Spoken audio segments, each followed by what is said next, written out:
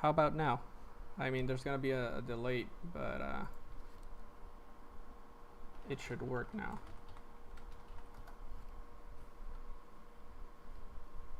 Let me know after a bit if you can hear me.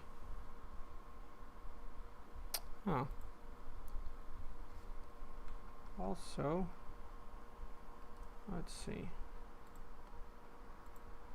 I just noticed that my camera is a little off. Jesus.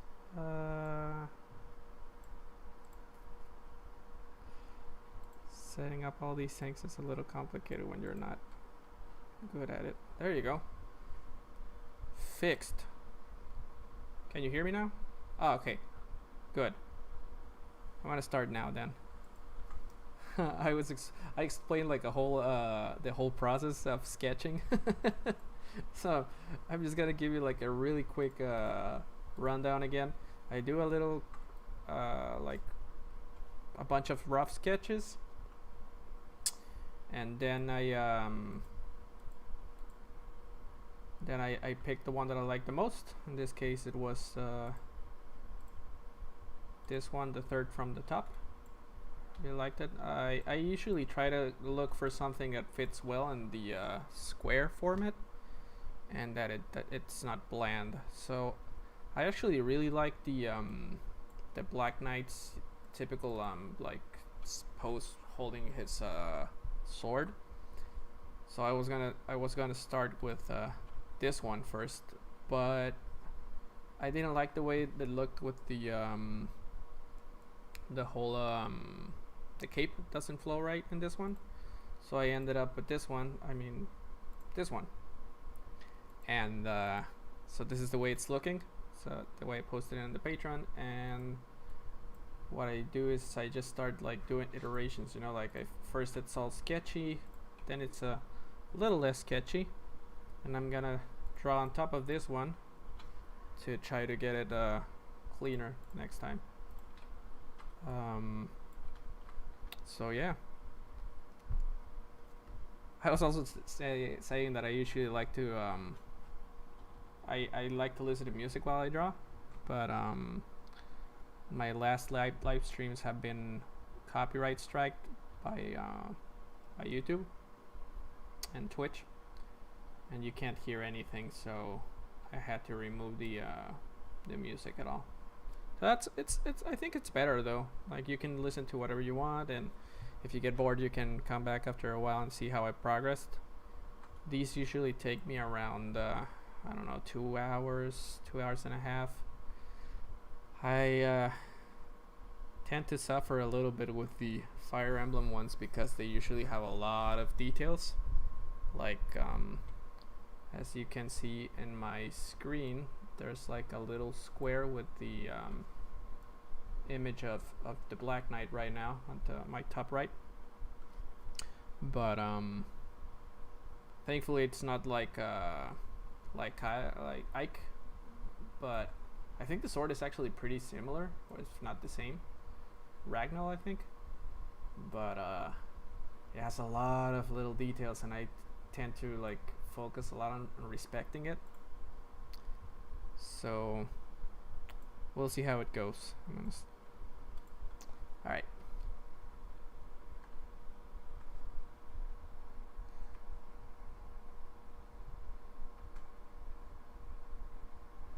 So before I start like getting too much into detail, I like to get the shapes right.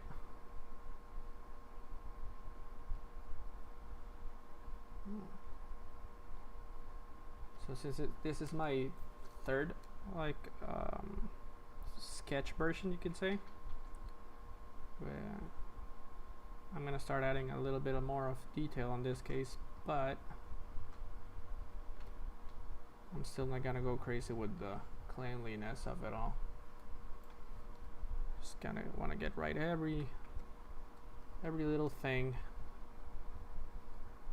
so I don't screw up later on and I have to draw everything again. Oh, you're welcome. Thanks for listening. How's your brother?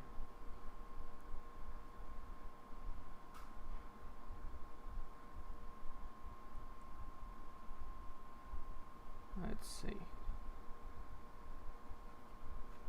He's got a tall neck. No. He's got some really large shoulder pads.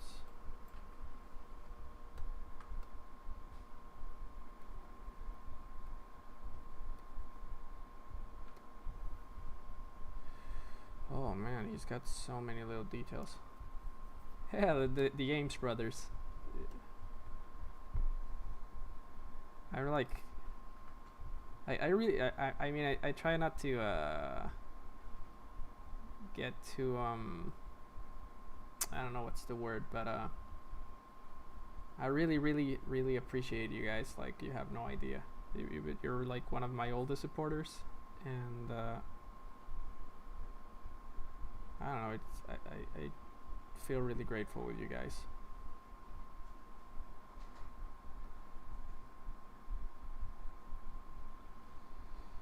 Oh man, drawing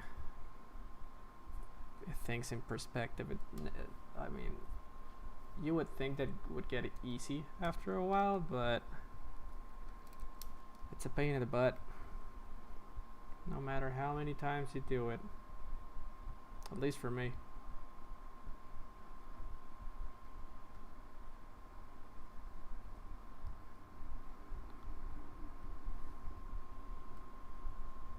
Oh man, the most difficult Smash buddies I've done.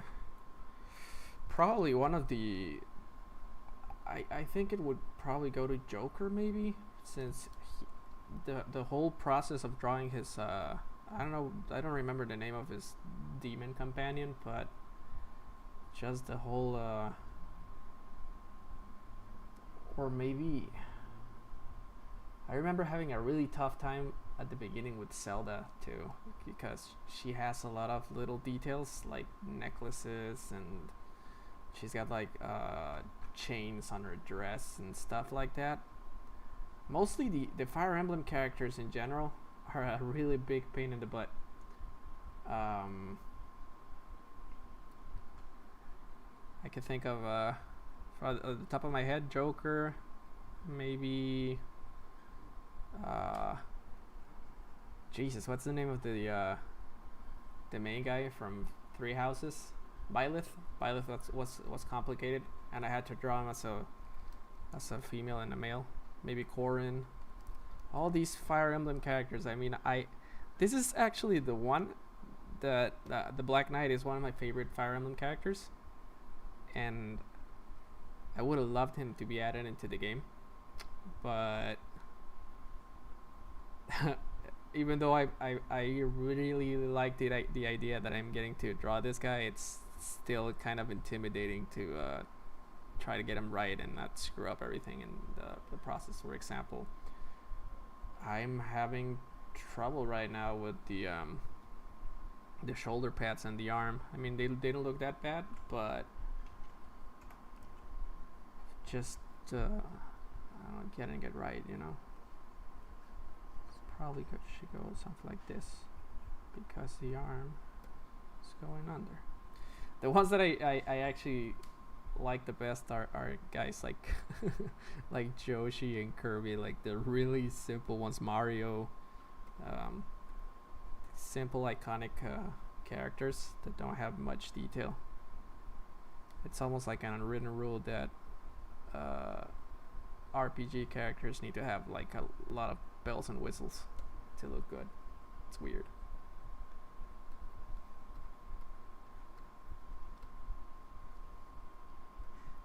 Alright, so he's got this. The Black Knight shoulder pads kind of make me think of sharks.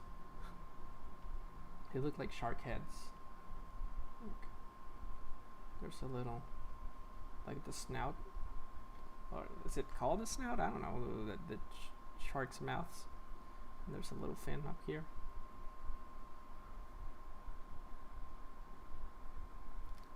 That's a good idea. Like draw 'em like sharks. At the end of the day, even though do I think if Smash Buddies will ever end? Oh, truth be told, I thought it was gonna end when I finished the what would you call it, the original characters before more DLC was announced, and I was gonna start drawing other stuff. But when I stopped, the follow count and everything started going down, and at the end of the day, I'm trying to find a way to make a living by myself, like drawing and doing freelance work, like the commission work and all the kind of stuff. And Smash Buddies are like the most the thing that the most people follow me for. So I thought I was gonna get like completely burned out from drawing all the original ones before I started drawing them again. But truth be told, I've been finding ways to make it fun for me again. You know, like you'd think that I'd be much more tired of drawing this than I am, but I'm actually enjoying the whole things about making weekly polls and seeing. Like, I like to experiment with my technique so I don't get burned out. And but yeah, it's like a mix of how long people will remain interested with this, and see if I can make a profit eventually from this by myself. I love my work on the animation studio, but you know, I'd like to have more freedom to do what I want. I feel like every time I talk, you can hear like ASMR sounds, like it's weird. But yeah, I don't know. I think it could probably end. There might be a point when there's a lot of video game characters, but there could come a point where it's just like scraping the bottom of the barrel just to find a new one, you know?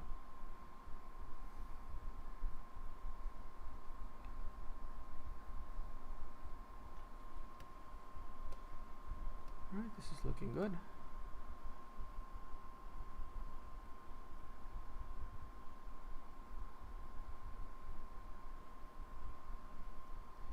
What do you guys think about the Smash Buddies? Or do you want to continue for a while? Would you like me to start trying something different for once? I don't know. Like, I don't know if you guys are getting burned out, for example.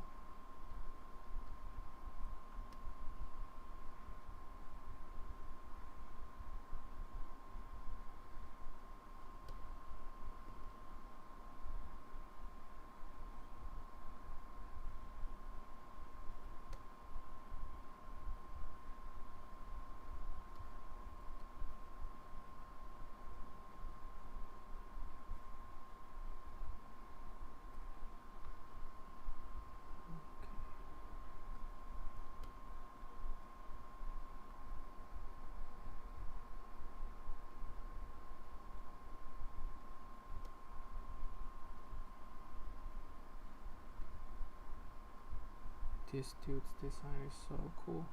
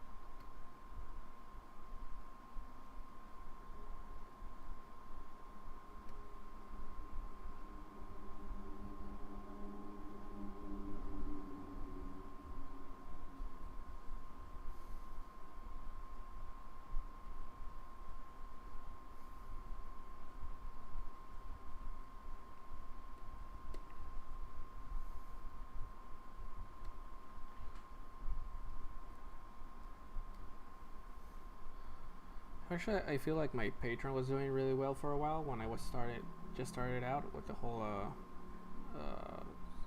Smash Buddies and stuff. And when I stopped, I lost like half of my patrons, and I felt like maybe I screwed up, you know, like stopped delivering as much content, and I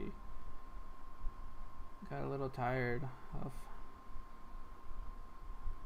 drawing the same stuff, and it's difficult to stay maintain like a schedule when you're not used to it.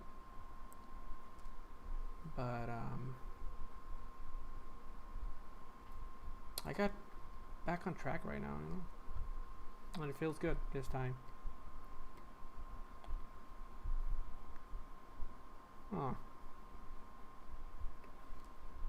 this guy's legs are weird.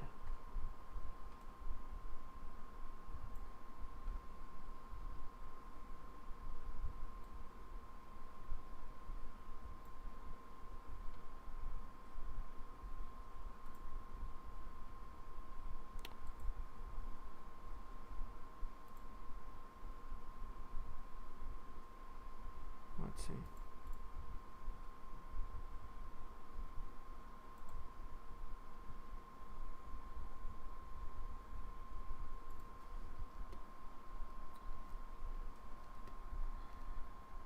Okay, legs. Okay, he's got like this plate over here. Boom. And it's got these little crystal-like thingies on the corners. Spiky. Are these called pauldrons? I don't know.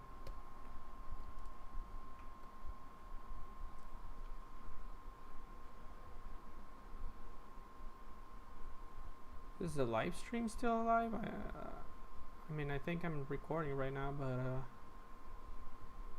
when I look at the YouTube screen, it's frozen. Oh, it's okay. There you go. This one is a little too big. That's too small.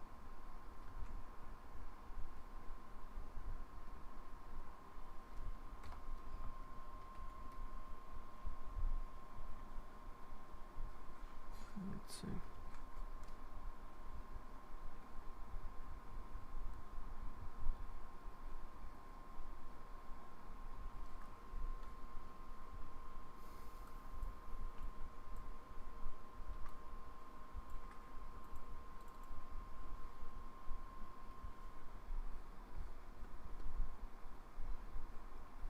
Make his robes flowy.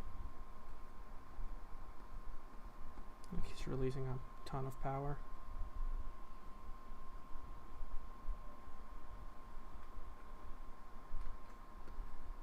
So his waist is here, and then his legs will come all the way over here. Should probably respect the feet on the sketch.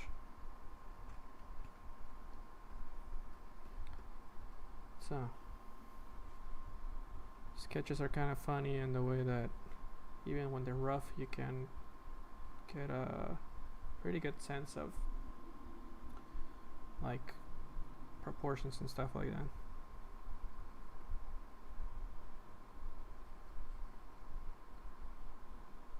At the end of the day, what matters the most is that it looks good, not that the proportions are perfect. Now, if you get them both right, that looks good and the proportions perfect, well, you got a pretty good plus in there. But I think it's better to focus on making it look good.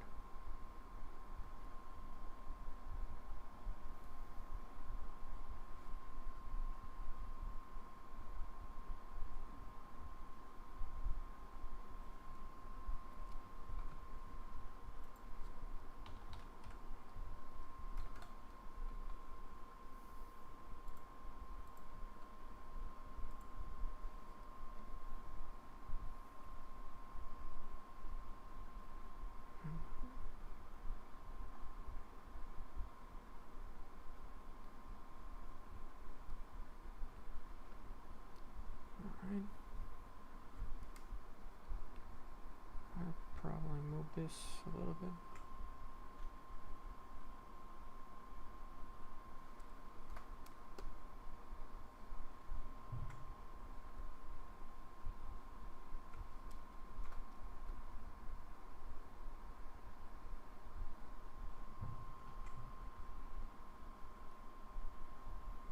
How's the weather wherever you are? I'm sweating right now like crazy. It's so hot in here. It's ridiculous. My elbows aren't getting stuck at the table right now.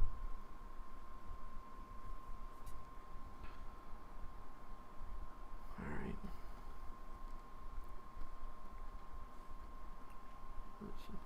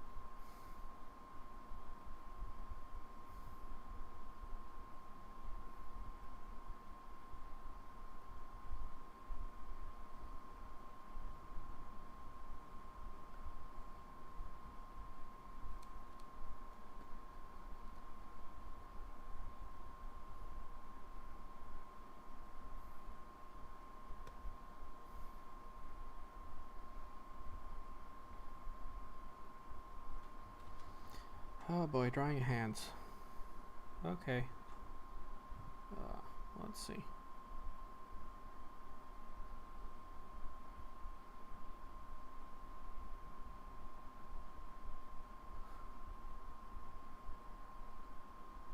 Let's try to get something decent around here. I like this, he got like metal cloths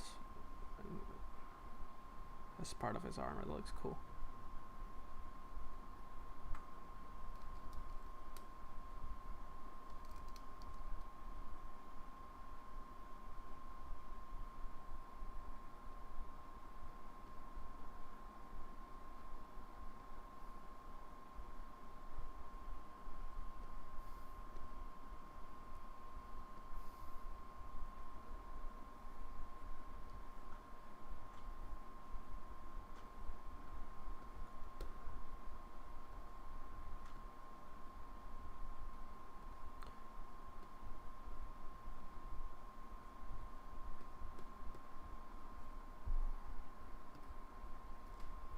The sword.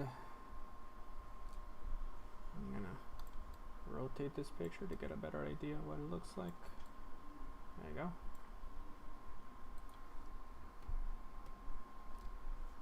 I get the a similar angle. There you go. Let's see.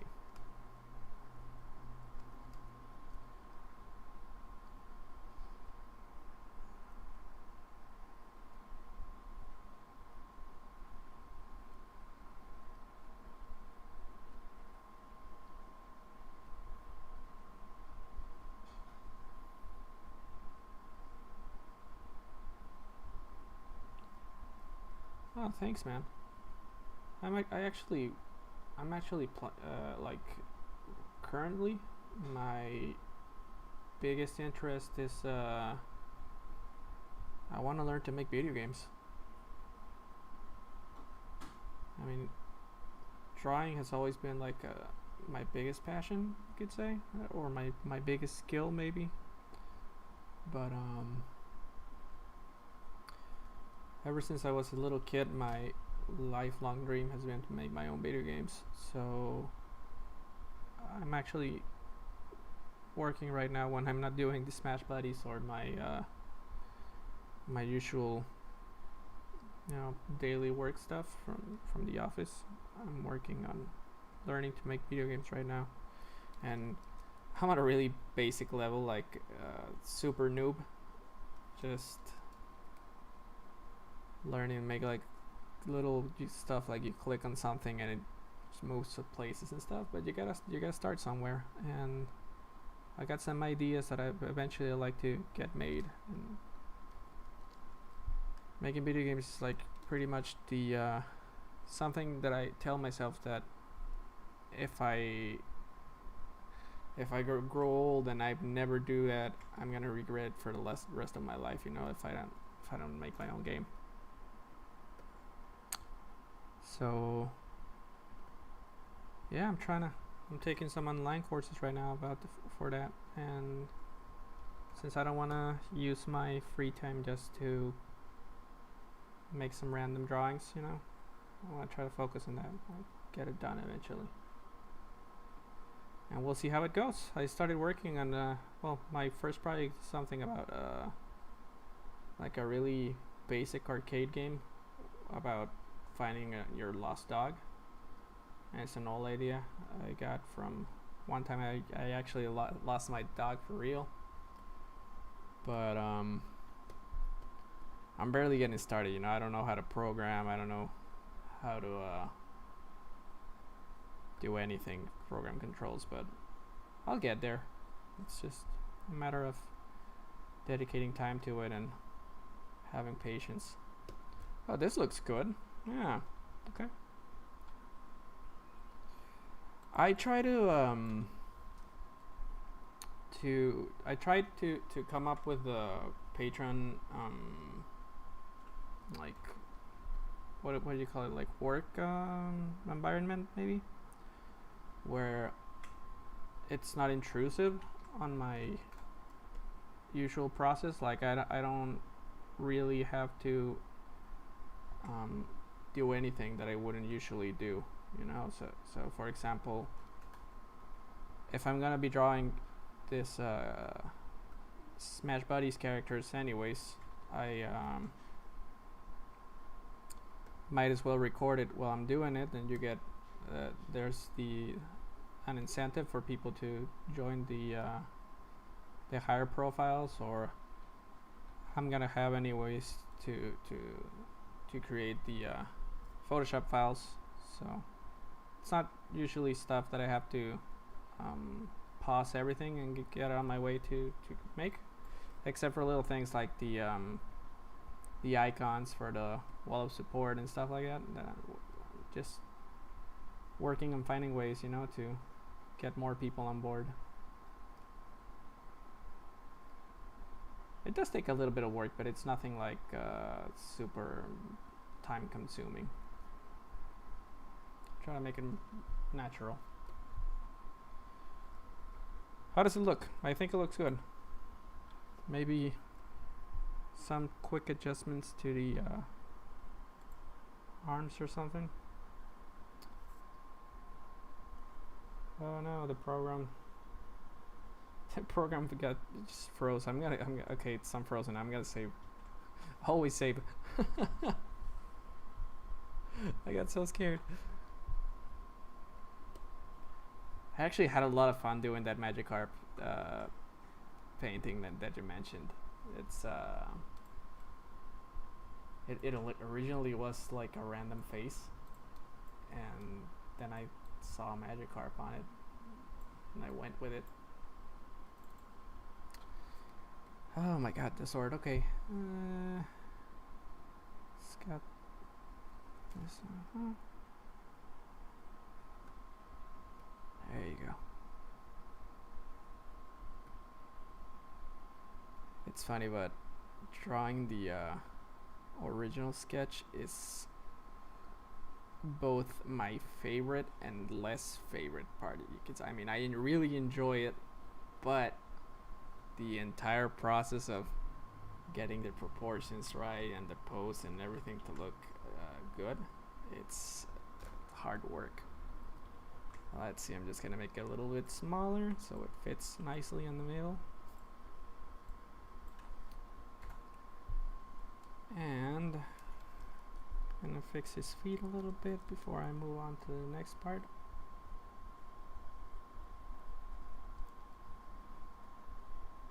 And actually getting to the coloring part is way more fun to me.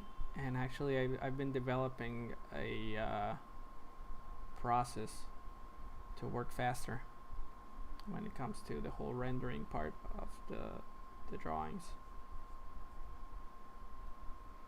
And I'll explain it to you in a little bit.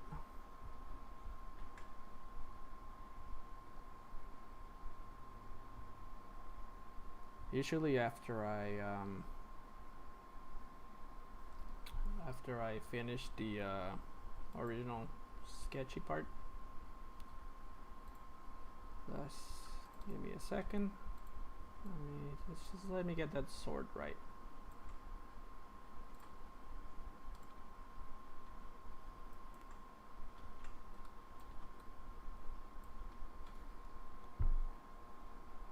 Let's see.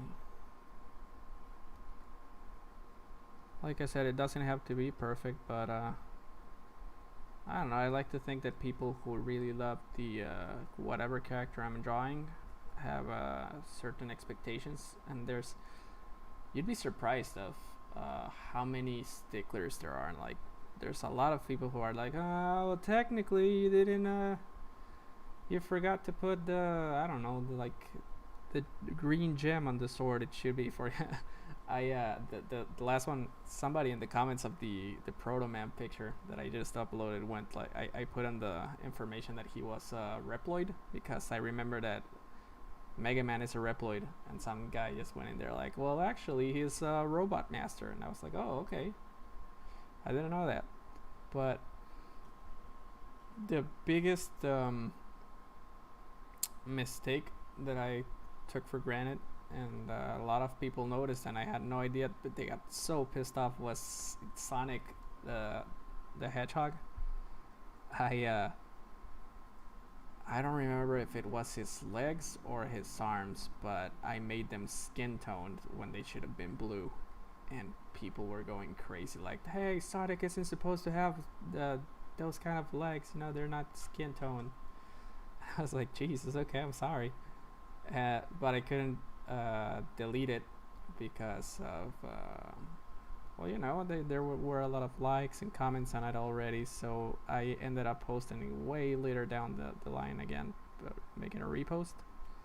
But it's funny, I just try to be as faithful to the drawing as I can, while maintaining a little bit of freedom, so the big fans of the characters don't lose it if I miss anything. And at the same time, I try to make something that isn't exactly the same as everything that's been done already with the character, you know? So, for example, this is a sort of a combination between this poses where he's attacking, and but I wanted to look like, oh, he just copied the already existing art. So okay, once I do this, I select everything around the character, and I go to a layer below it, and I fill it with the color that you're gonna see the most. In this case, it's some sort of brownish black. I mean, he's supposed to be the Black Knight, but it would look terrible if it was just black, like pure black. So it's kind of like a purplish black, kind of like a killer whale color. I'm just gonna eyeball it, and I fill the character with that color so as to get a strong silhouette. And I manually fill all the little gaps that don't get colored using the Photoshop lasso tool.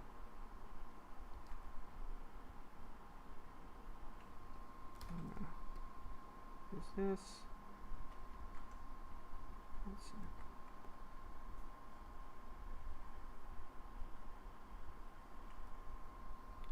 There you go. Let's see. That's better.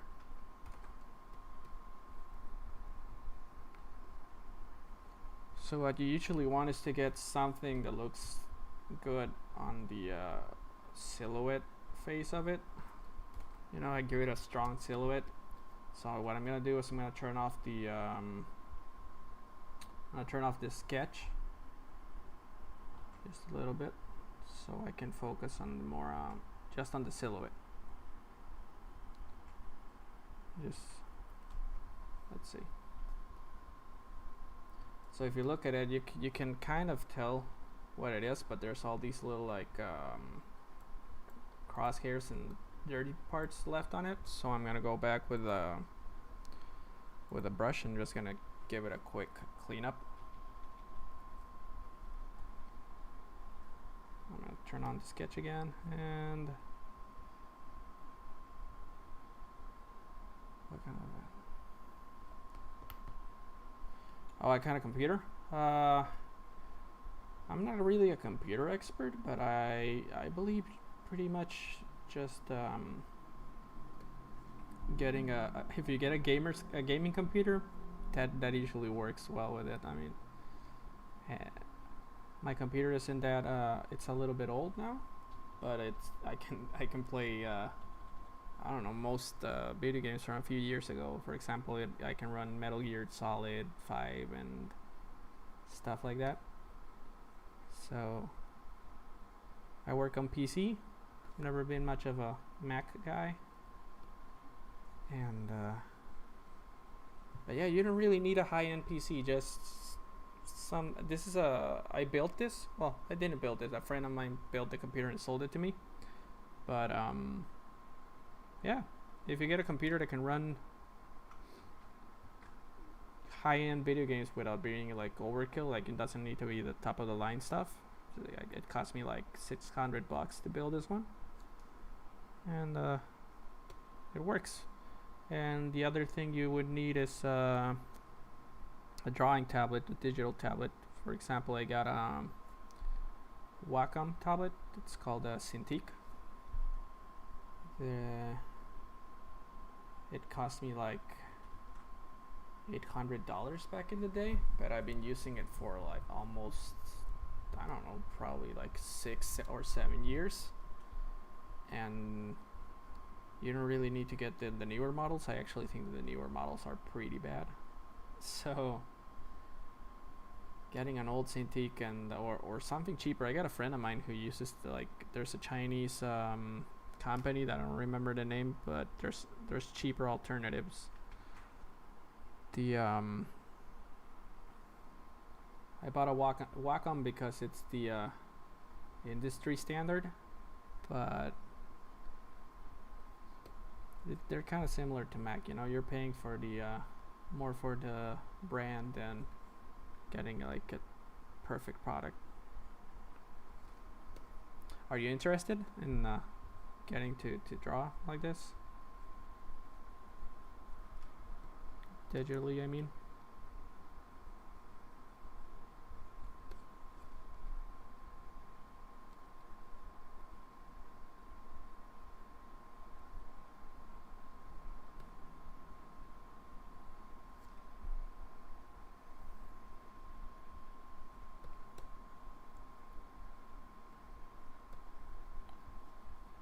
There you go.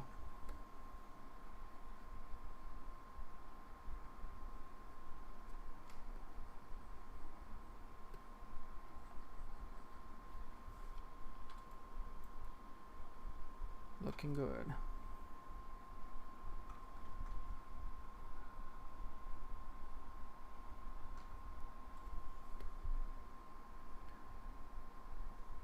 It's actually better to work from not without closing up too much on the picture, so you can get a general sense of what you're doing. Let's see.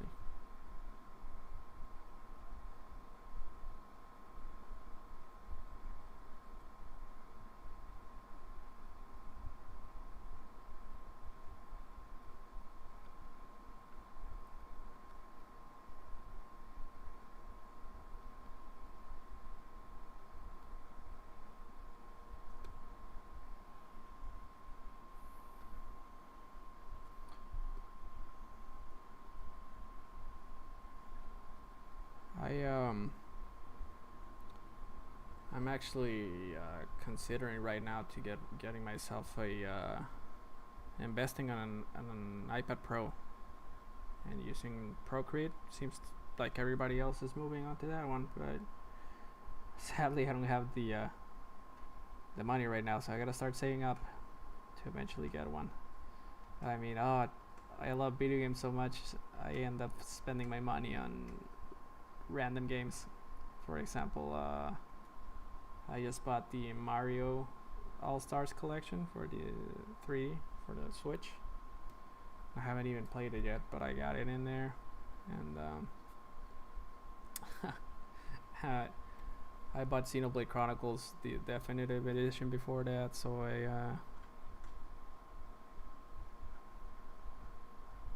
I've been spending money on games instead of saving it up, you know. I probably should stop doing that. There you go, this looks nice.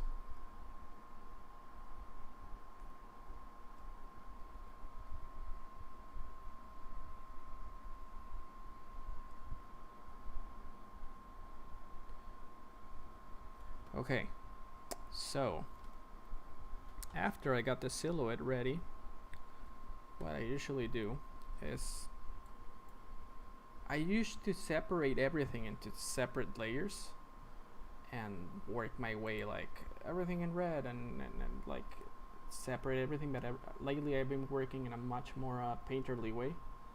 So what I do is there's these things called layer types, or blending modes, I think it's the right term, and I started playing using this one called Color Burn, and what it makes, it's the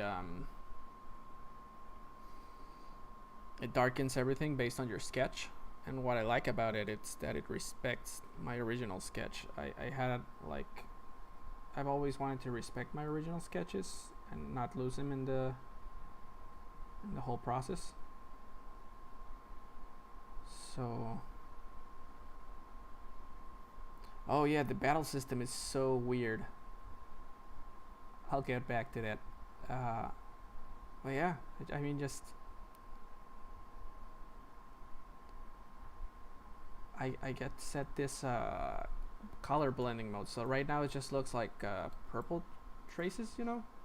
But if I, for example, use red for the scarf in here, all these lines that look purple right now, maybe not this one, look pinkish, you know, like a darker version of the color that I'm using. But yeah, Xenoblade Chronicles is actually one of my top favorite games of all time. I played the first time on the Wii, and at a friend's house, and I was like, what is this game? And he was, oh cool, take it home, play it, you're gonna love it. And I started playing it, and the combat system was so weird, and there were so many tutorials, and I remember just feeling like really overwhelmed with the all the systems in it. But I got used to it after a while. I stuck to it and I kept playing, and I ended up loving it. It's such a different and unique game, and the entire story, it's so well written, you know. It's truly a really good game. You should you should give it a second chance, because you're not gonna regret it. It's really good.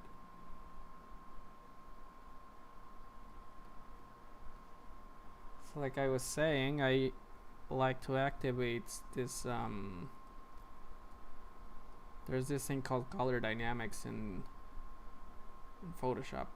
And what that does is, if for example, if I'm using this red brush right now and I draw and keep throwing strokes, there's gonna be like subtle little variations of the same color, like pinkish and orange and stuff like that,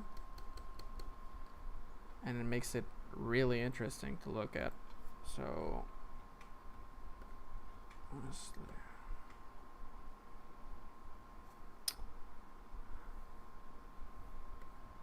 there you go.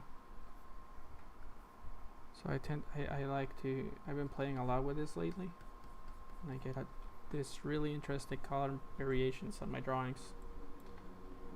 So right now I already got my what do you say, the like dark color base. If I say so. Yeah, man, just give it a second try. I completely understand getting turned off by the battle system. It's got this weird rings and combo systems and stuff, but it's good. It's a good game.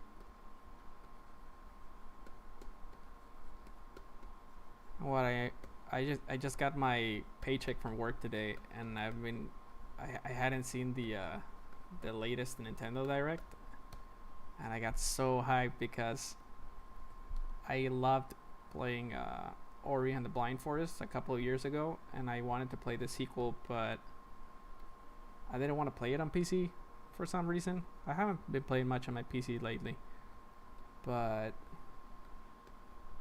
I really wanted to give it a try, and when it got announced, I got really happy because I love the original. So I think I'm gonna buy it today and see how it is. Even though I already bought the Mario one, you know, it's, oh Jesus, it's an addiction.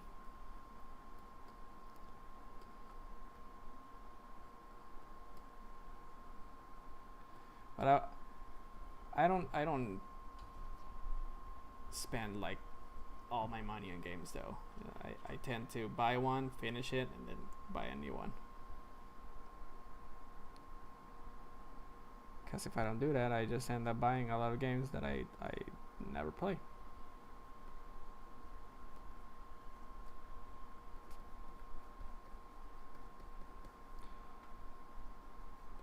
So as you can see, I'm getting all these little like red, pink, and orange variations from this color. What I usually do is I just start like this with the basic color, and then I let the colors play by themselves like this, like just let it happen, and then I focus more on the lighting. For example, it's okay, I'm just gonna start throwing strokes at this in this red tone,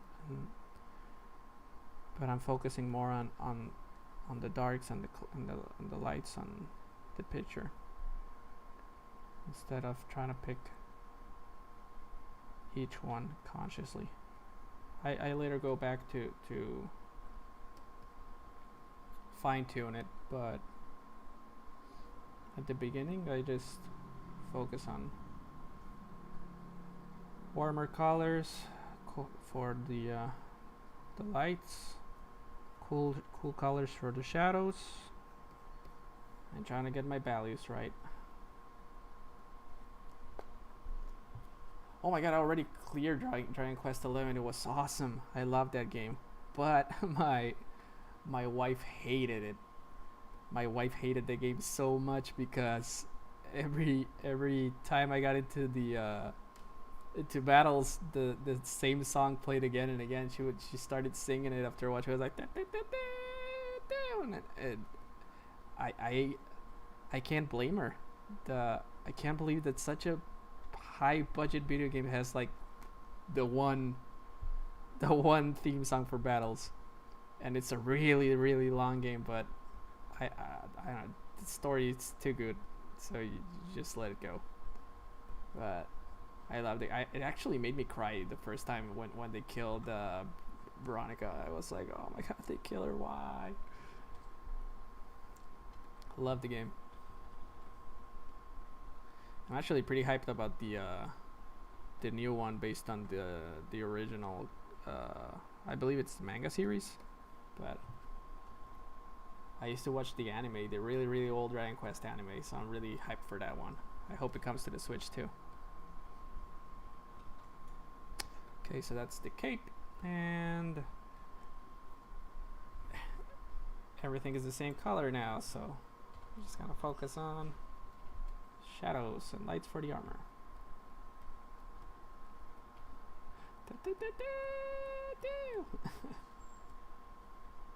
I did a little bit of digging around about that. Like I couldn't put my head around it. Like why would they use the same song the entire game?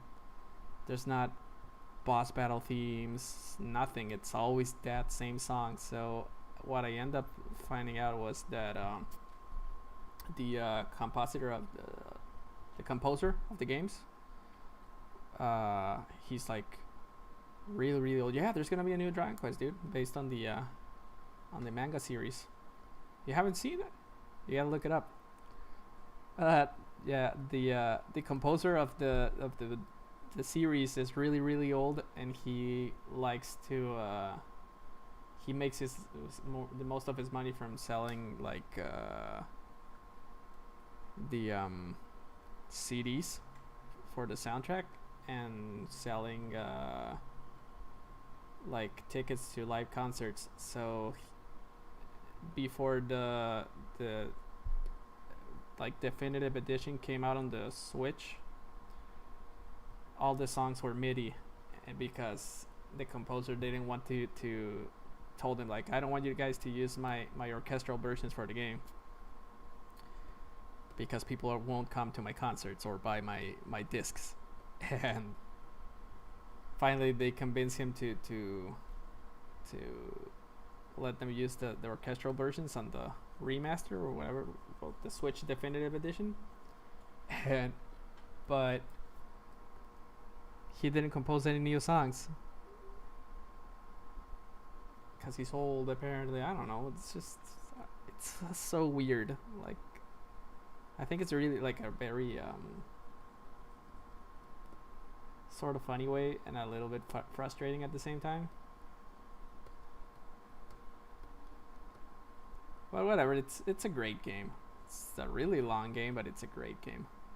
I enjoyed everything about it.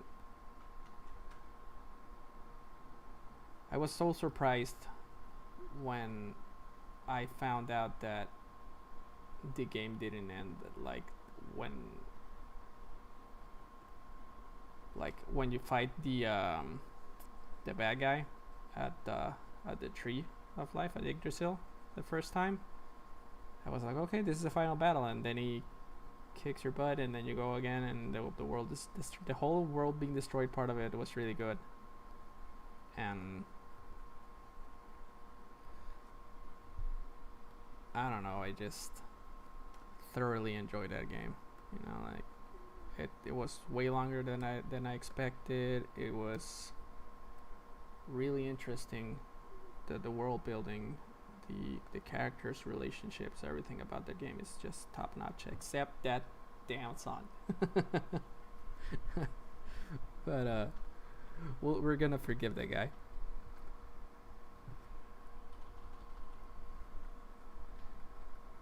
I actually really like RPG games. It's one of my favorite genres.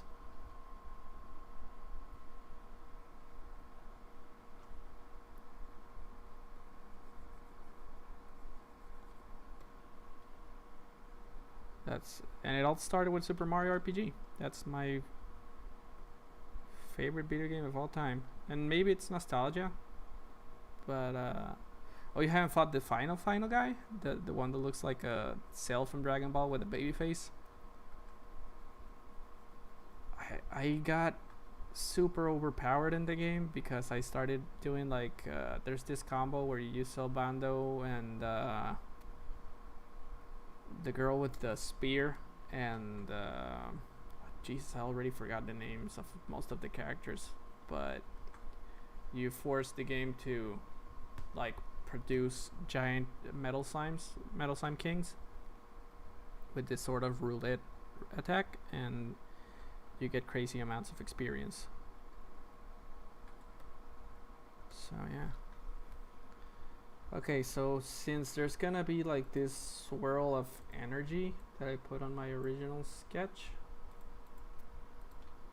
I'm gonna do it right now just to get a sense of the power coming from the sword and get some lighting on my character, and that makes sense. So what I usually do is I use the lasso tool and just like try to draw the shape with it by removing and adding quick strokes of like this fire shape.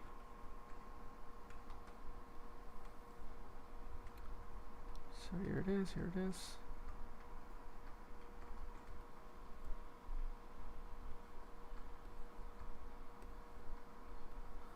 I remember when I was grinding the metal slime things, I would end up doing it like with muscle memory and just put on some stand-up specials in my iPad to get distracted because it was really tedious to do.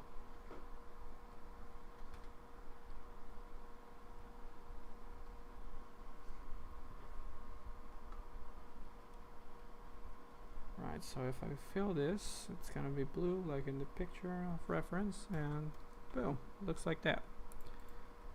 Now I'm gonna make my brush larger and draw crazy shapes like this around it.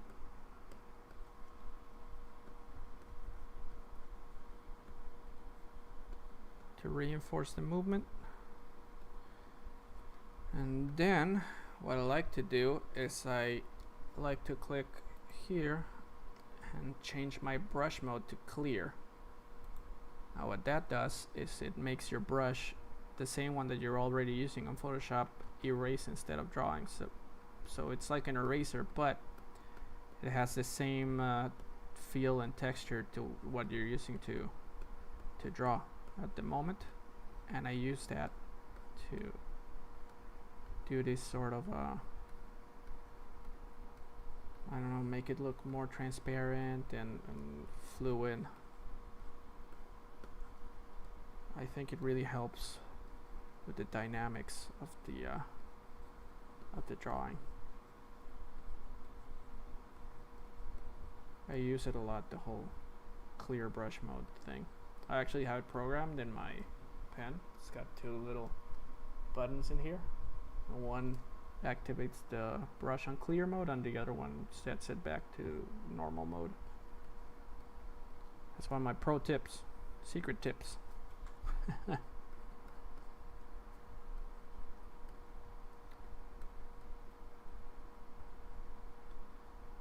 So for example, that this kind of blue glows helps me cover up some parts, for example the hilt of the sword, so I don't have to detail it too much, and it also looks cool. So two birds with one stone.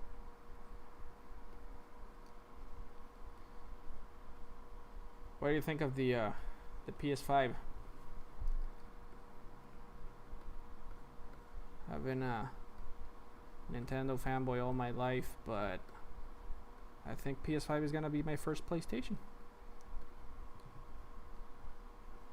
I'm pretty hyped about the games that they showed this week.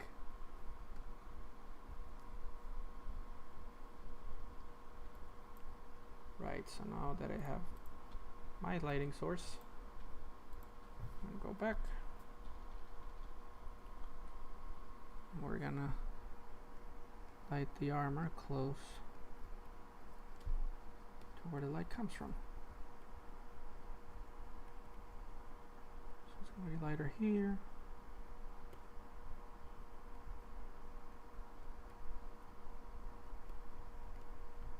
Here.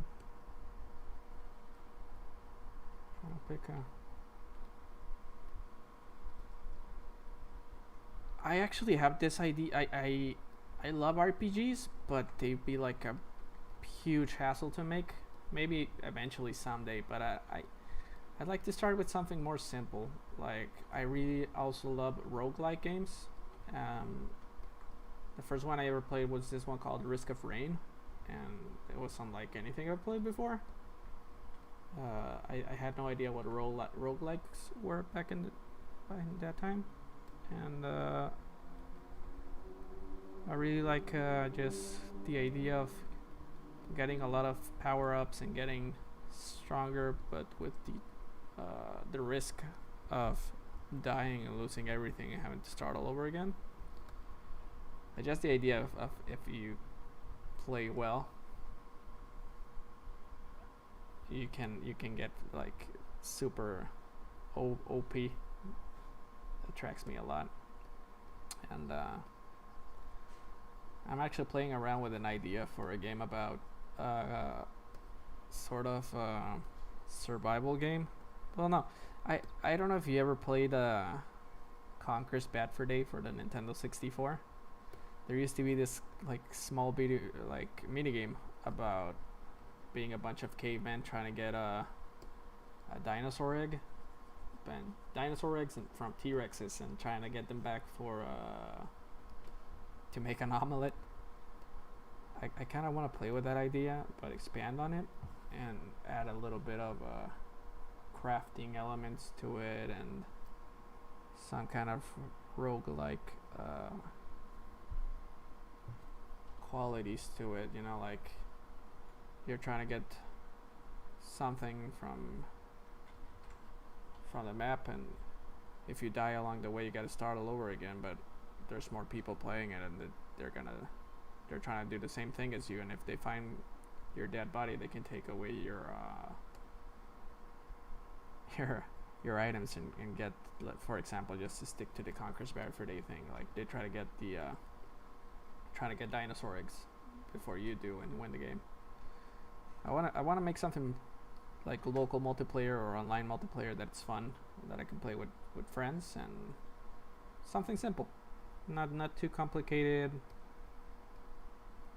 I actually think that's like one of a very typical rookie mistakes, that trying to start big. You know, like, I've never done a game in my life, so my very first game is the one of trying to get your lost dog. Just kind of, I imagine it like a simple arcade-ish old school game, just getting high scores and stuff, and try to grow from there. Oh yeah, I want to play Persona 5 so badly. I thought they were gonna bring it to the Switch, and they haven't yet. It's a bummer. Damn, this is starting to look good, if I say so myself.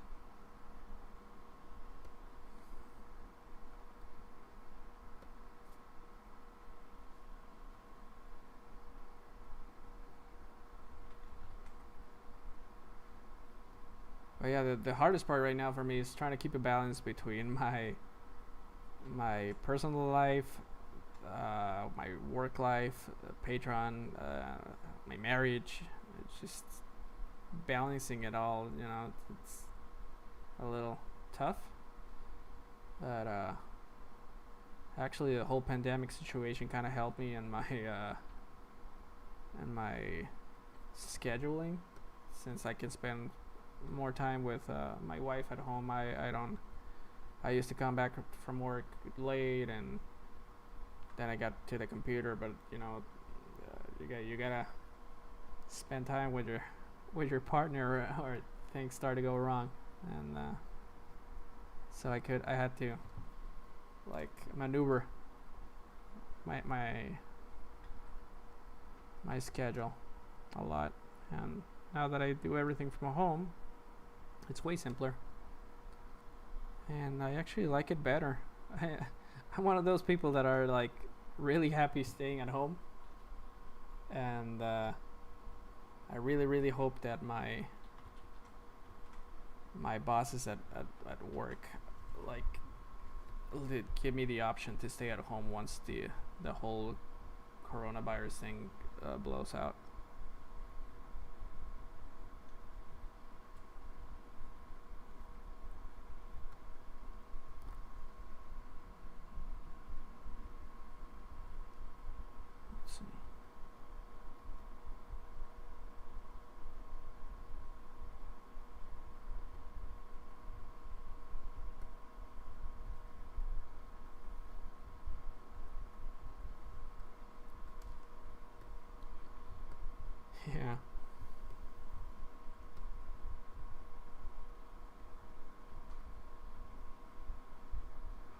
Yeah, marriage comes first, then work,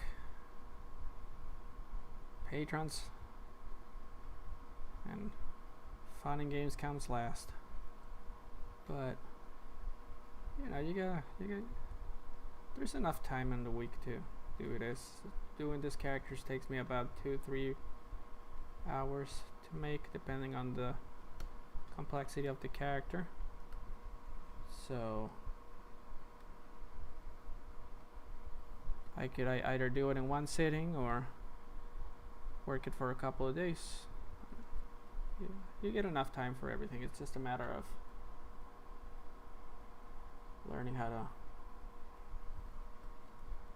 administer your time.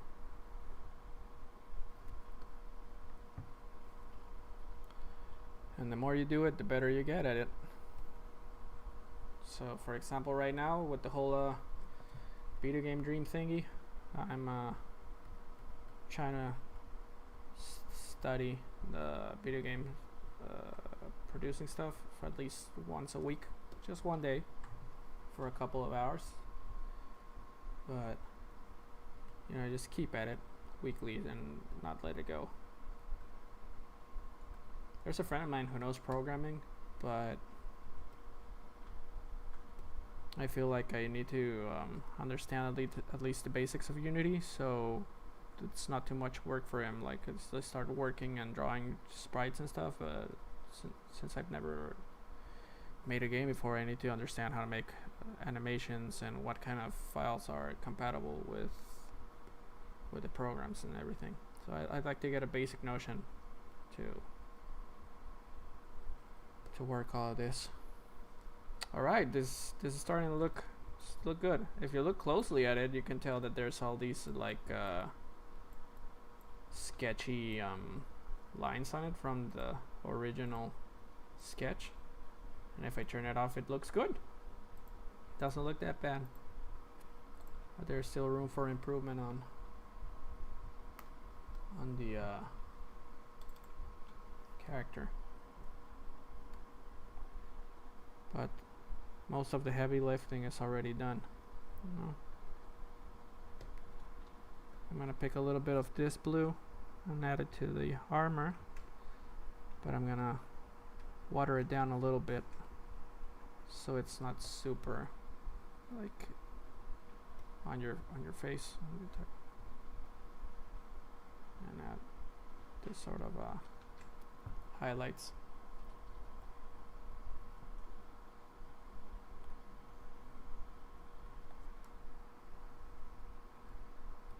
Thank you.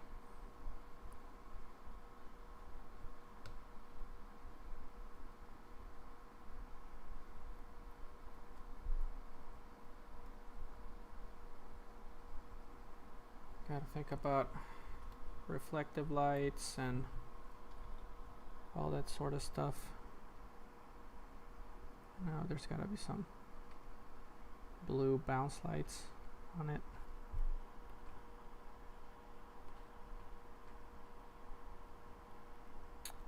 My dad actually is an artist too, and he paints really different stuff from me. He focuses more on like realistic portraits of people and stuff like that. And I used to compete with him a lot when I was a kid, but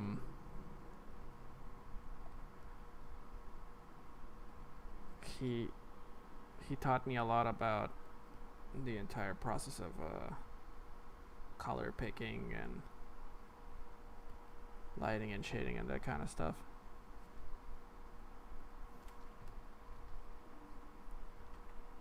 And by myself as well, you end up finding tricks and like tips and tricks to get things done faster and more effectively. This kind of picture would have taken me days a few years ago.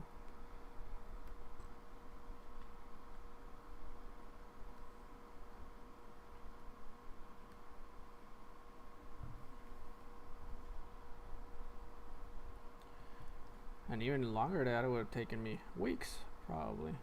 It's a matter of sticking to it. So I already got practice on this area, so I'm hoping the same happens with video game design. And of course I'll be sharing with you guys whatever I do on that area.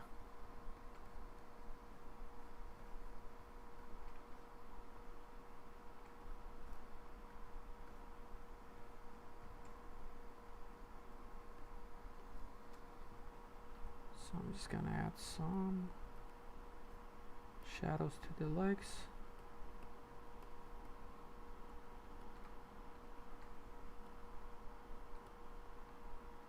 Play with the lights.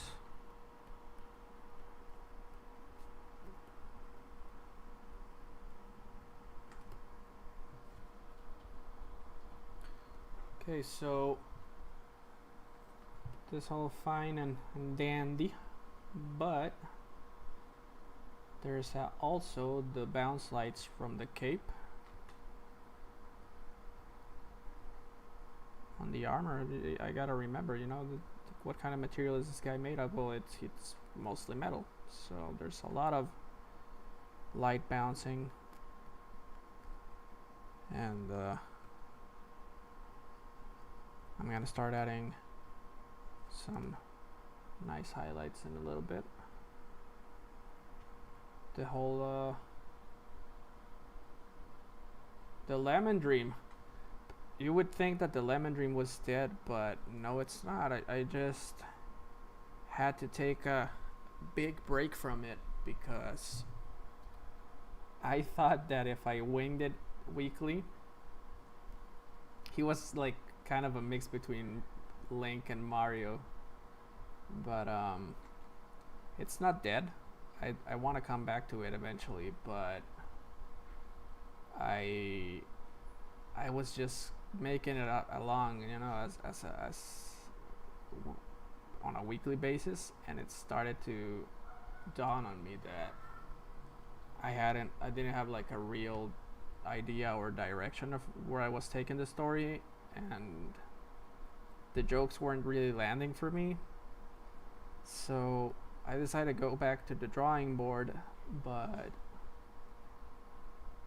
I haven't really had the time lately to sit down and rethink everything.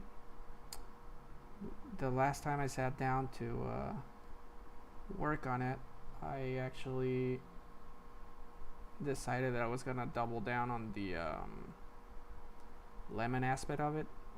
Make it, for example, add lemon trees, and but with like houses shaped like half a lemon, and try to make it a little more whimsical. For example, like the world in cartoons such as Adventure Time, or I don't know if you ever saw the world of Chowder, but I felt like it was too similar to the real world, and maybe something like Animal Crossing more than I'd like. And I kind of wanted to make more of a spoof of gaming tropes and stuff like that. So I think I skipped my prep work for that project, and it started to show by the end. So the basic idea is, eventually when I get back to it, which I will, I want to make it like the first panel. It's just like as if the Lemon Dream game got an update, and when the game starts, everything looks different, and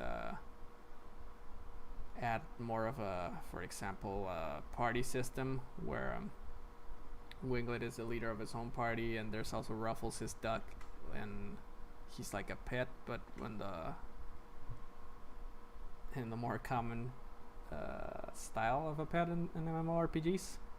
But I wanted to make a story, like give him purpose, and try to make him into small like seasons. So for example, was thinking about maybe there was this character called I think it was New Guy 01. He was the guy that won the lottery in one of the episodes, or not the lottery, but he got like the inheritance from the typical Nubian prince, and I wanted to make it that guy is the typical pay to win player. Like he spent all of his money in getting a new house, and he changes his name into something like cool that it's not New Guy 01, and the game starts getting broken because of all this pay to win content. And Winglet is trying to, I don't know, that's the thing, you know, I don't have a clear direction of where I want to go, so that's pretty much the reason that I pulled the brakes on it, and I'm just trying to figure it out in my head.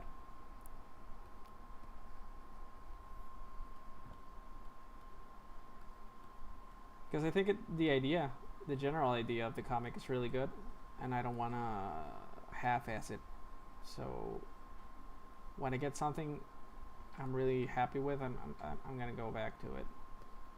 But in the meantime, I'm learning other things that are gonna, for example, the whole video game making aspect. I think it's gonna have positive reinforcement for the game, since I have different a different way of looking at things, you know.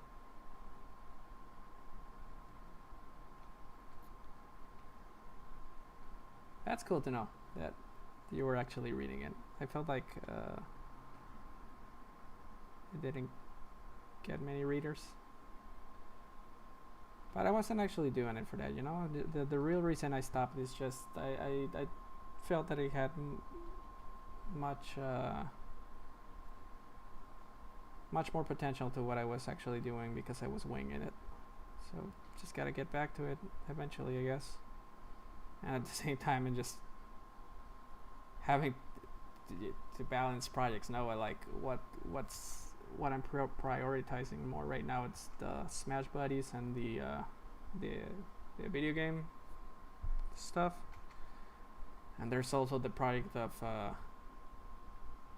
those creatures that I started working on years ago, the alligator deer one, and they're supposed to be like 100 sort of like Pokemon, and I want to turn them into there's a website called Neon Mob where you can sell trading cards, and I started working on those like, I don't know, in 2014.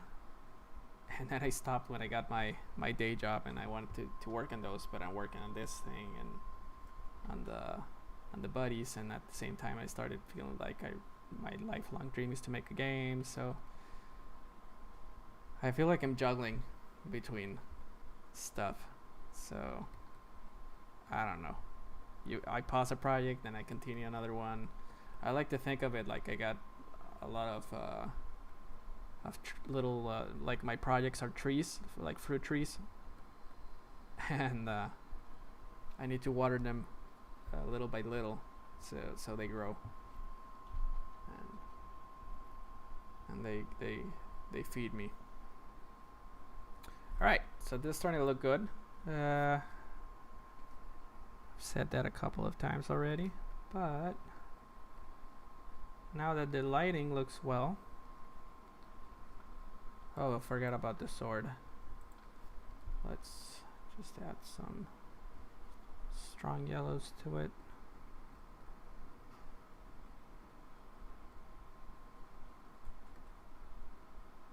What would be cool? The trading card thingies?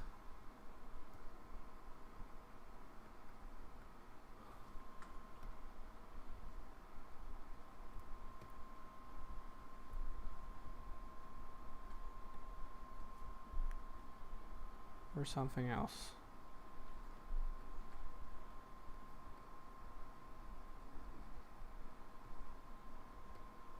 So for example, if I turn off my sketch right now, it's not that noticeable. It looks good.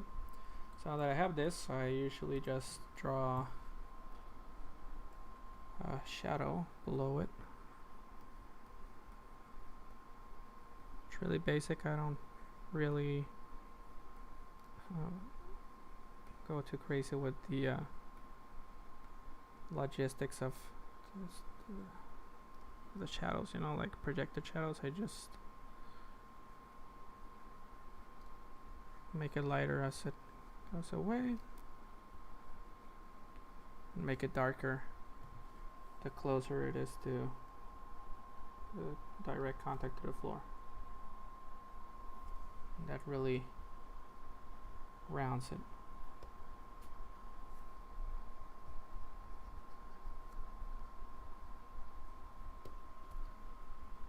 Alright, so now that I have this, I make a layer on top of everything.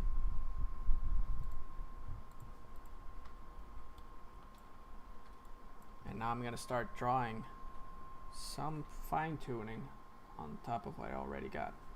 Make it look a little bit cleaner. This is when I finally zoom in, you know?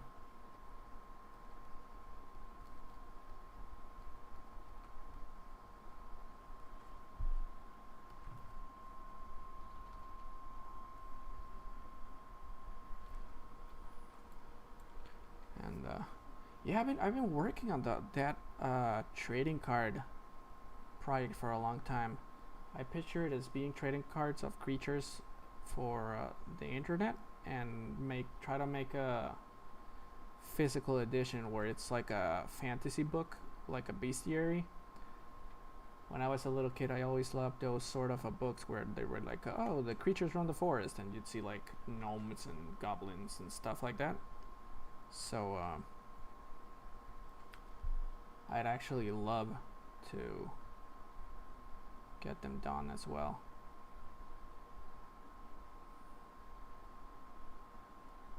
Yeah, I've been. I mean, my process has changed a lot, and it's. Well, I just think I'm getting better, you know, but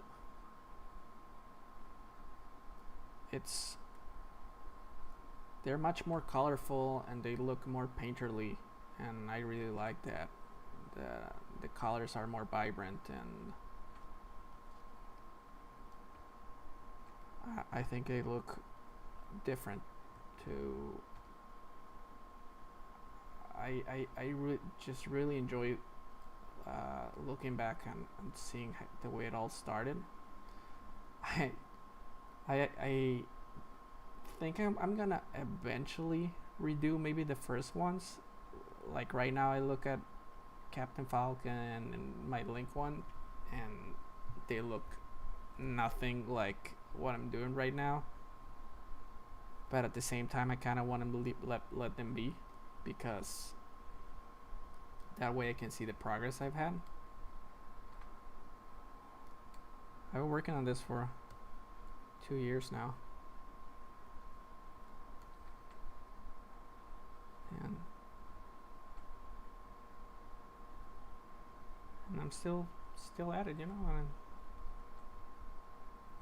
I'm not going insane or anything. It's still fun. I usually pay the most attention to the face, and then everything else it's like just trying to touch it up a little bit, but I don't go too crazy on it, because you need to have focal points on whatever you're doing. Like, people are gonna look at this and they'll be like, oh cool. If you notice, for example, when I post my drawings on Instagram, I usually just add like the entire picture and then a close-up of the face, because the face is what I usually work on the most. But I'm just gonna finish this. After I do the face, I'll just add little touch-ups to make everything look better, add some hard edges and stuff, but it's a bad idea to try to detail everything on the same level, because then it looks messy, because everything has so much detail on it, and that's like a very common mistake. Some people try to add a lot of detail to everything.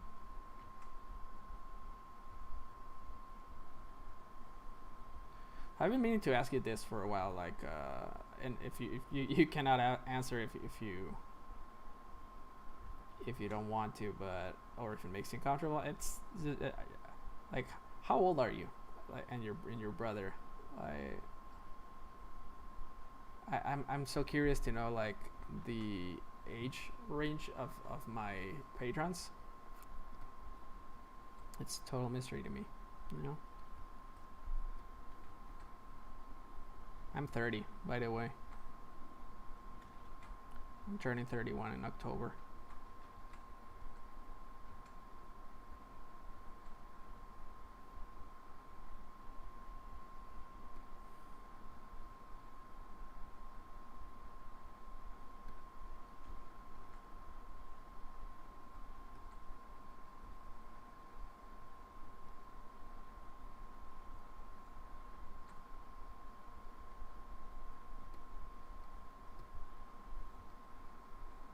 Let's see.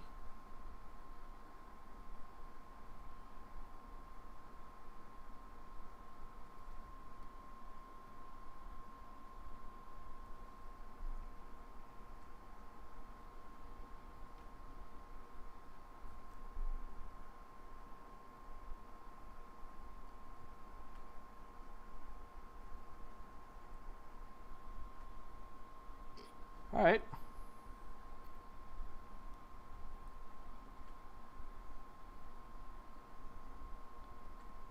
Are you interested in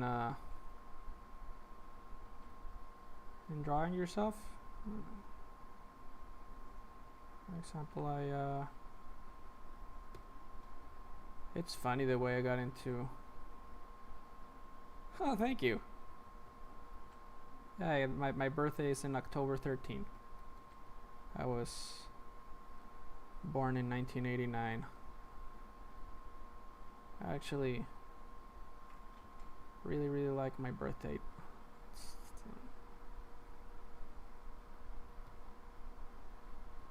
Let's see.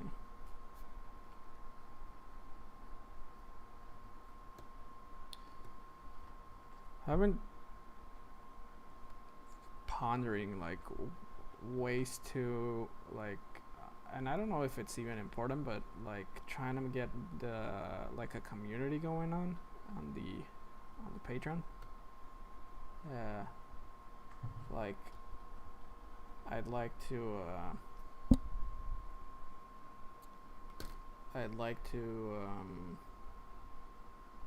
get you guys, I don't know, to participate amongst you, even if I'm not online. But maybe it's a stretch.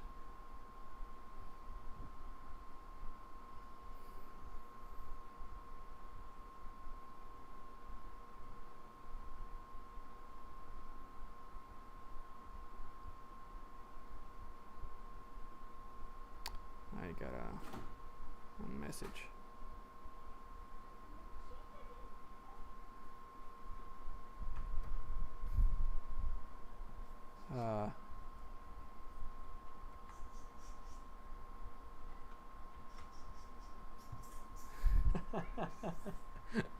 My wife is talking to me off screen.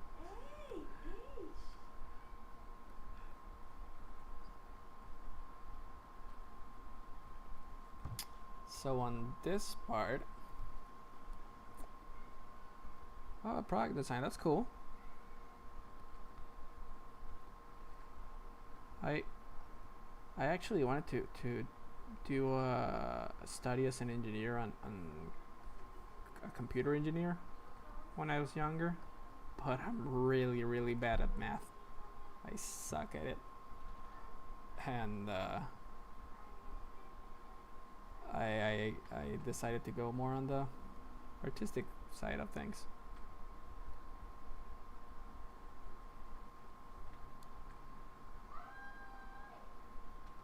Yeah, try to. I mean, I guess there's not too many people on the Patreon. Yeah, I don't know if I would like to start a Discord. That'd be an option, but I don't know. Like, I think that if I made a Discord, I'd have to be much more active on it, and I wouldn't get much done for trying to like be active on it. Yeah, I consider myself really lucky. Uh, it's actually our first anniversary on next Monday, and we're really happy. We have two cats, and a lot of. I love that she doesn't mind me playing video games and all that kind of stuff.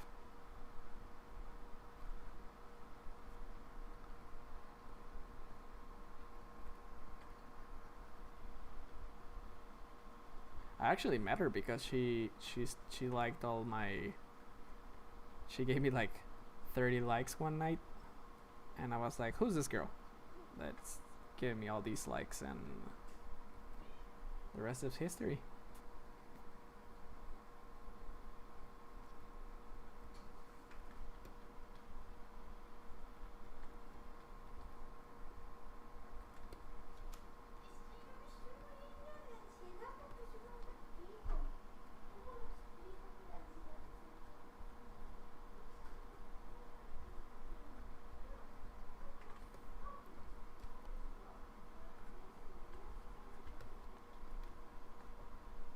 All right,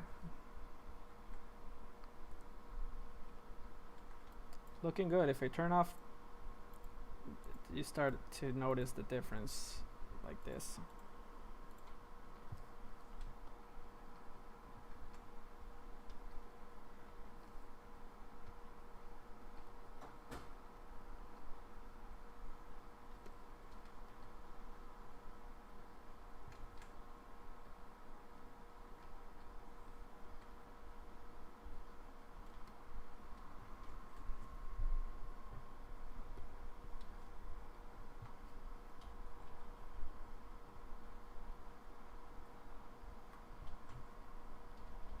Yeah, I uh,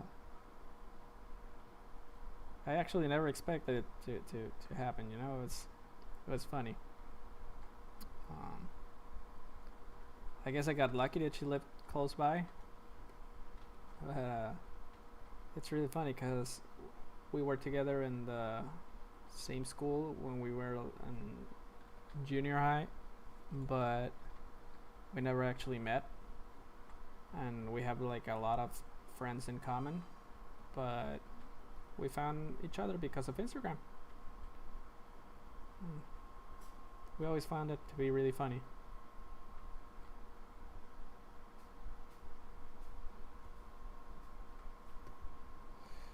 Oh, learning Spanish. Well, I wouldn't know about learning it, like advice, since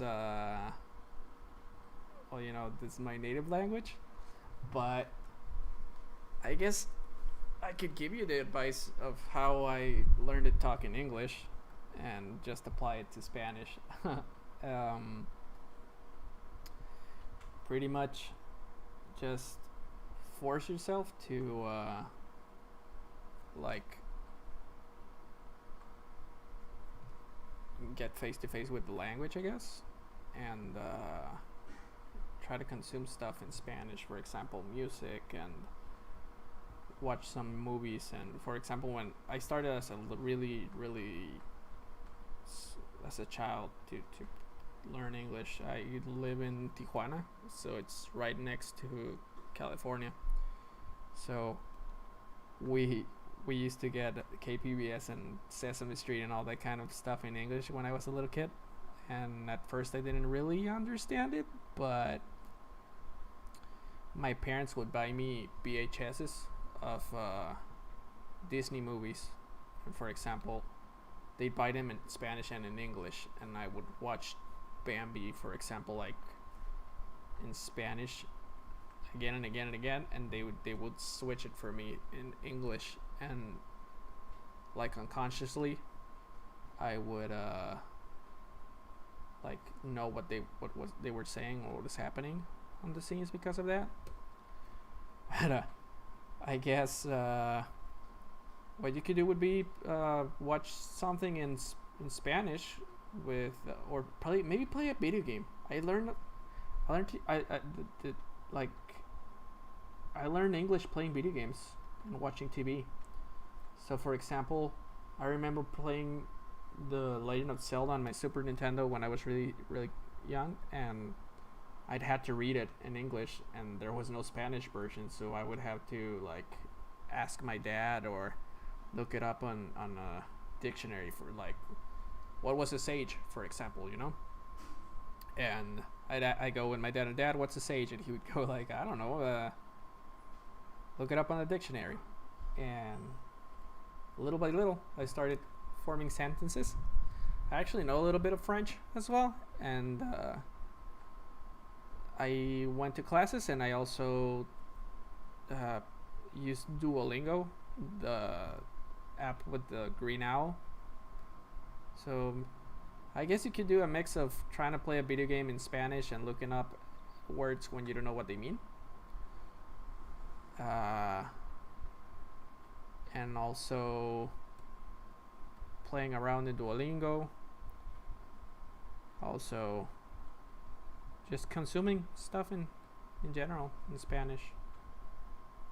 Hope it works for you.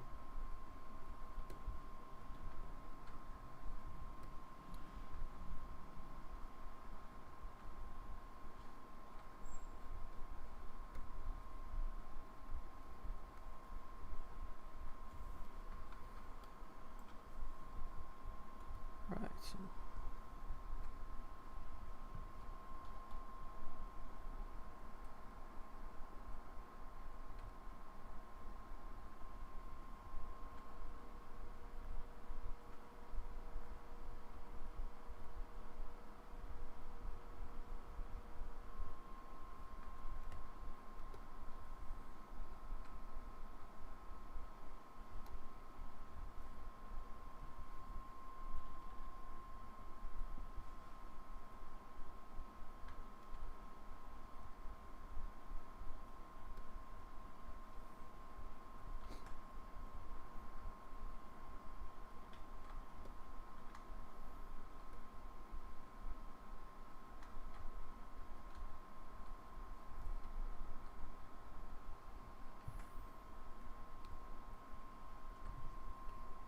alright, I'm just trying to get this to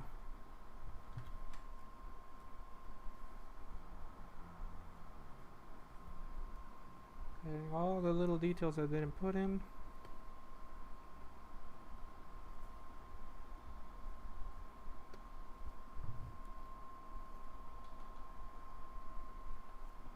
It's got all these little symbols in the feet. How do I know when a piece is done? Sort of a situation of like not like overkilling it, I guess.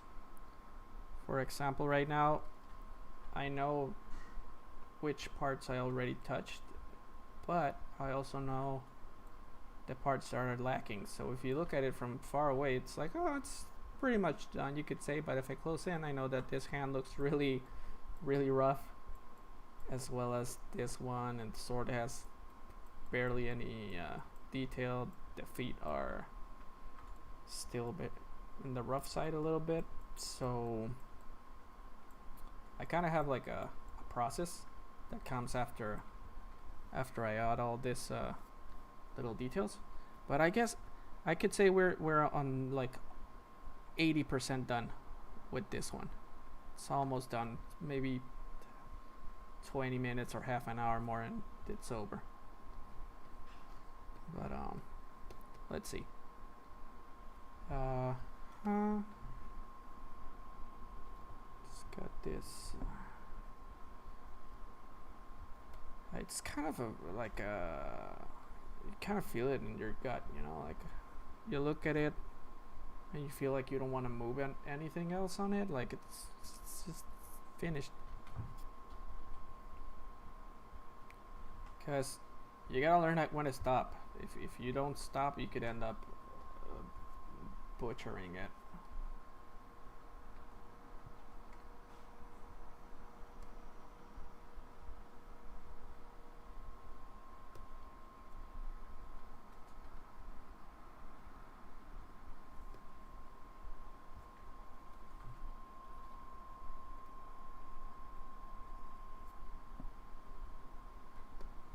So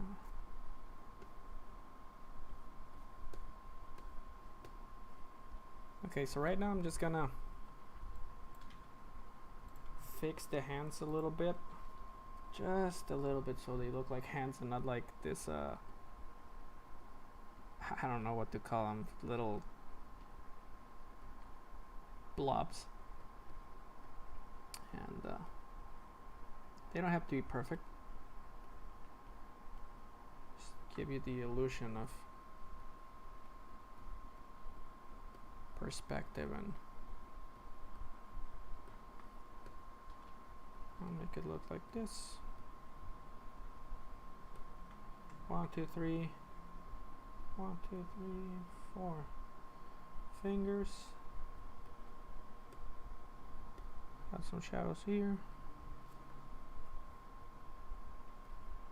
Some shadows to the fingers.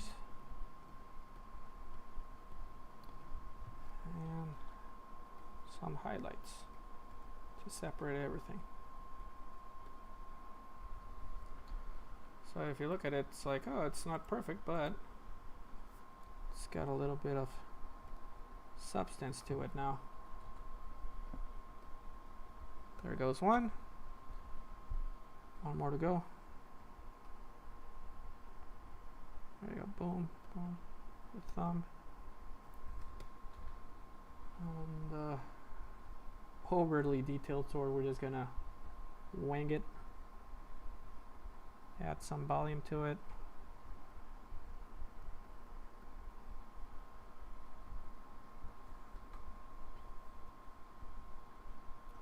Give you the illusion of detail.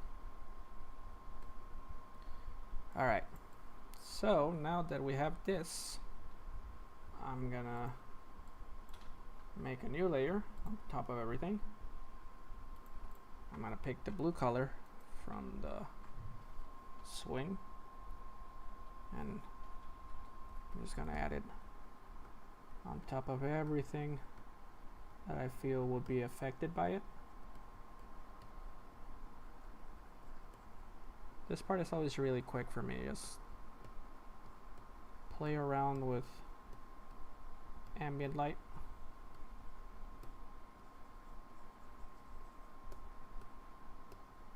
Just do it like this, quick and rough. And then what you want to do is you change the layer style to overlay, and you get this really intense mix. Yeah, overlay is the one that works better. But then you go back, change the brush to clear mode, and start erasing bits and pieces over here and there.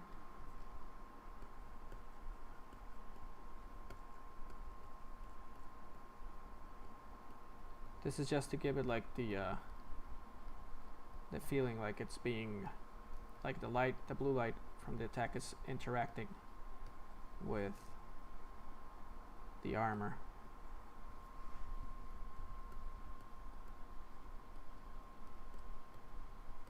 But you don't want to overdo it and put it on top of everything, or just add like many people just add a gradient like this, and it kind of works, but it's not the same effect. I prefer it this way.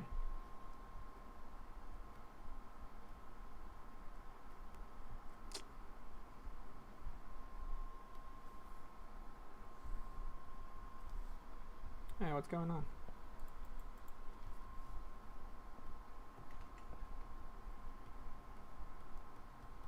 If you do it manually, it kind of looks more like your the rest of your strokes of paint. It doesn't feel like you did it automatically.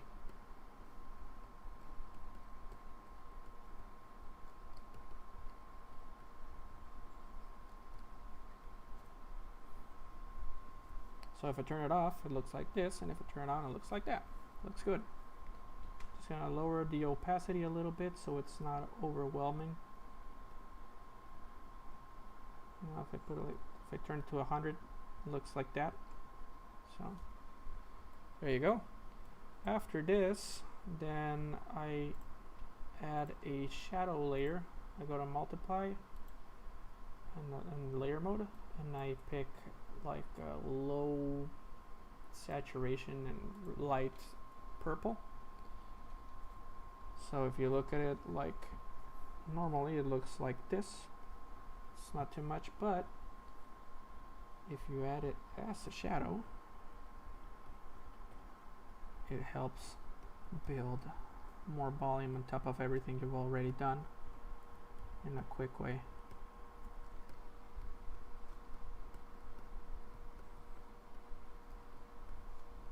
You play around, you start building shadows on top of everything you've already done.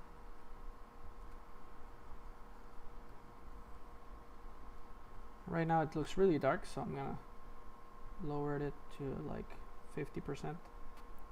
It's barely perceptive. You can barely perceive it, and but it's there, and it makes a difference.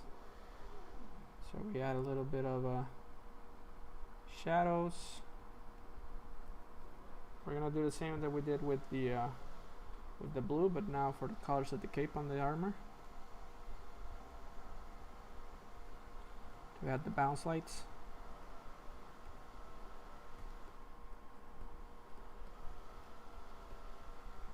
Try not to go crazy with it, add it where it should be.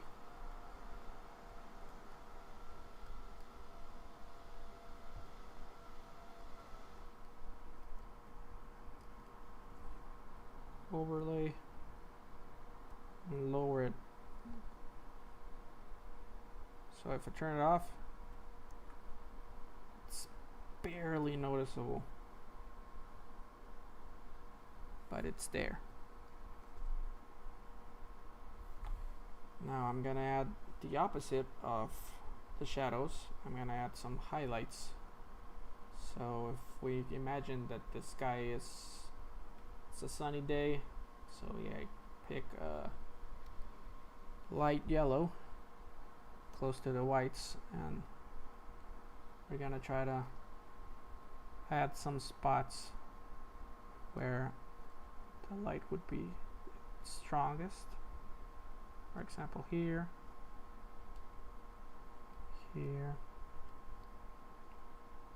So I'm working with a top-down light, and as well as the lighting effects from the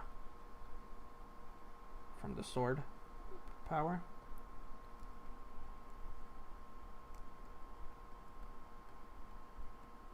A lot of the magic happens on this face. It's really quick. It's not that difficult, but it's like the post-production of the image.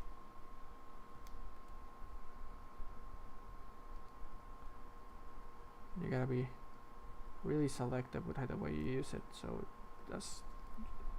you don't kill like the rest of the work you've already done. It's gonna be like here, and overlay it. You see, it's starting to look good. I'm just gonna lower it a little bit so it doesn't completely like burn with the background. And finally, what I like to do is I create a layer on top of everything, and with a rusty kind of a ink brush like this one, I just pick white and I start adding highlights on top of everything that, like, well, not on top of everything, but some like, it helps to add like this sort of edges to everything. And I use an overlay mode. I use overlay a lot in my stuff. Oh shit, it's the cops.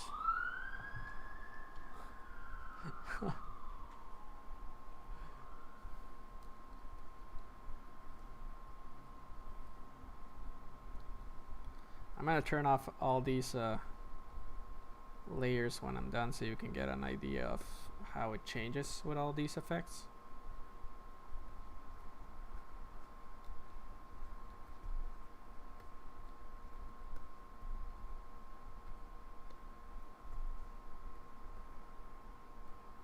Because once you put them all on, it's like, oh, okay, it looks good. But when you like really look at the difference between the way it looked and how it ended up looking at, because of all these little white lines and layer effects, there's a pretty big difference. So I just add all these little lines.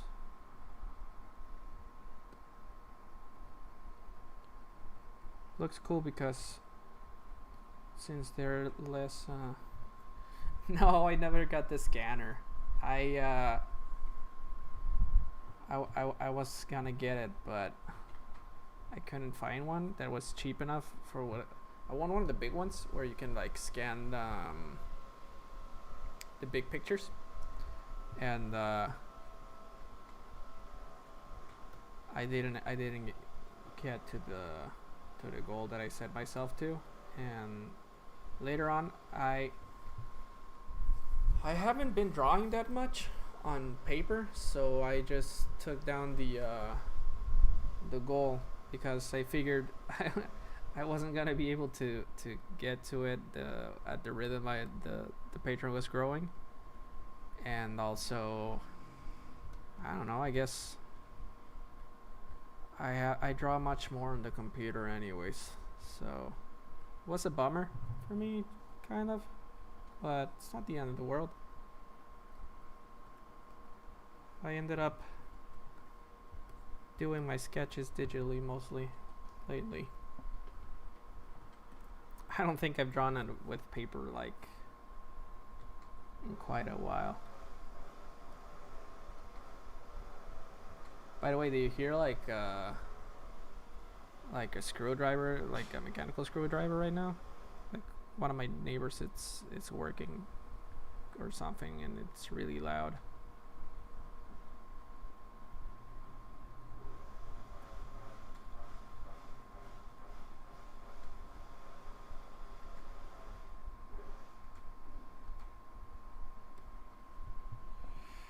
I don't know. Hopefully I'll get a scanner later on. And try to get back to working on watercolors and stuff like that instead of drawing on the computer so much.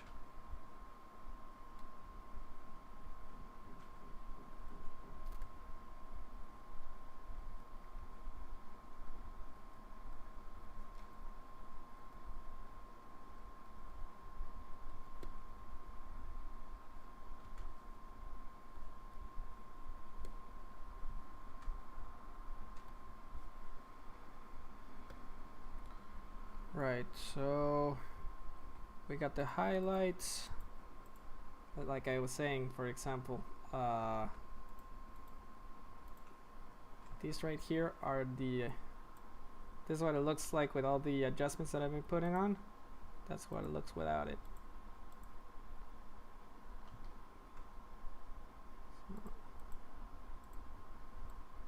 So next, I'm just gonna add some on top of the sword. I mean the sword power.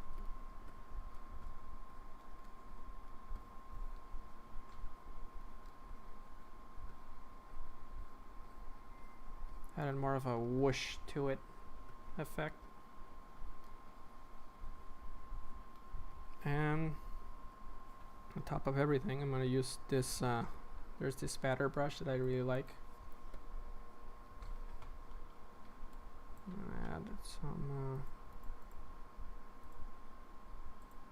like energy spatters. Yeah, I got quite a couple of new patrons from the latest promotion. They weren't as much as I was hoping for. It's so odd to me, you know, like I was giving free sketches even to the the $1 new what do you call them, adopters, early adopters, whatever. And I got like 4 new people from it, but I it boggles my mind a little bit, you know, like kind of, you gotta try not to let it get too much into your head for like, you could get a really nice sketch for $1. Come on, what's the matter? No, I like to think that maybe it's the pandemic situation, you know, and not many people have the income to support someone like me for like monthly. But I don't know, it's little by little. I try not to think that maybe my art isn't good enough and people don't like it that much. But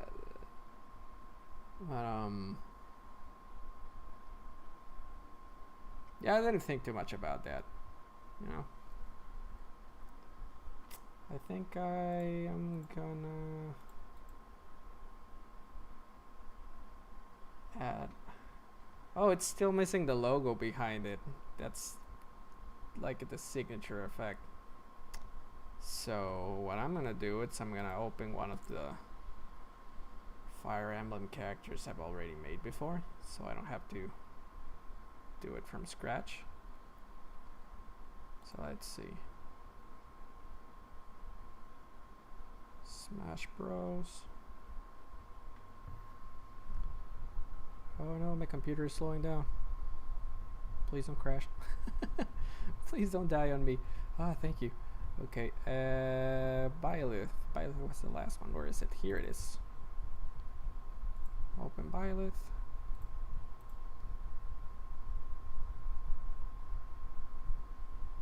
And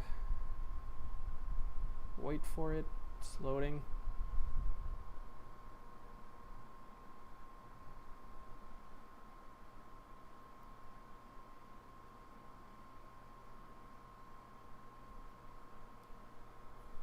Oh my god, this is taking a long time to load. Oh, there you go. Okay. There you go. I'm just gonna pick the logo from here. And move it here. Huh. Actually, blue looks good.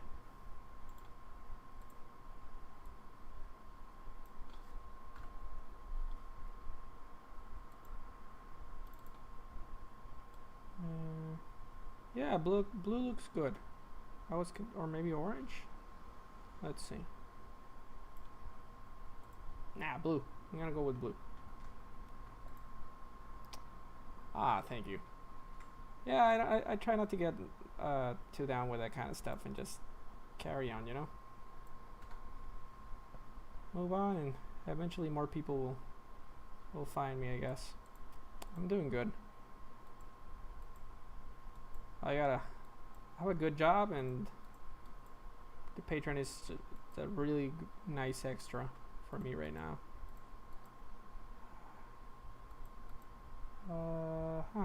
So yeah, okay. That's the logo. I'm gonna add a color balance layer, it's called. This one, what it does is it like modifies the colors in a way that it looks like everything is being affected by a similar light. So if I move to the reds, it's gonna look really warm, and if I move to blue, it's really cold. But I like the way it looks with the warms because it contrasts with the coldness of the of the armor and the power. And if I turn it off, you can see a difference. So I'm almost done. I'm almost done. Let's see. Looks good to me. There's a little detail here and there that I can just fine tune, like this part of the shoes and just little nitpicky stuff that I don't really think I'm gonna get too caught up on it. Just add some shines here and reinforce the edges in some of the things so it doesn't look too blurry. But I'm like 90% done right now.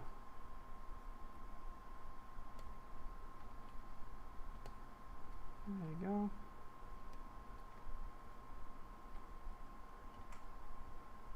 Add a shadow for the scarf.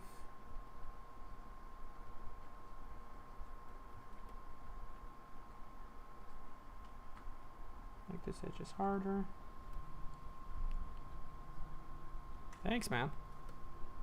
I'm surprised you stuck around on the entire process. I know this kind of streams can be a little maybe boring or on the long side. I don't know, but I really appreciate you sticking with me this time. I enjoyed it. I like getting to know my followers better. Follower is such a weird word, you know. It's like, oh, they're my followers. I don't know. It's just, it's, you're kind of like digital friends or something like that. I don't know. I don't want to sound geeky or anything, but yeah.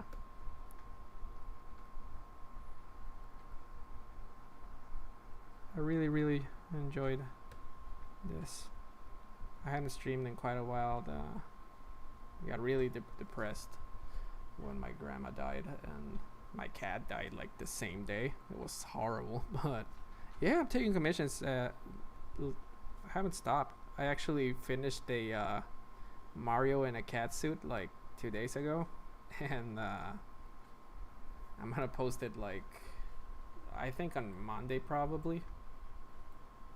Or maybe not Monday, because on Monday I'll be posting this guy for the rest of my Instagram followers. But yeah, I haven't stopped working on commissions. But yeah, right now I feel really good. Everything's working fine for me. Life is good. I got health. And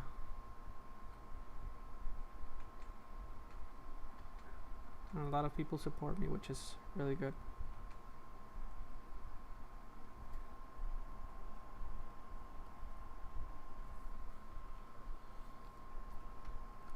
So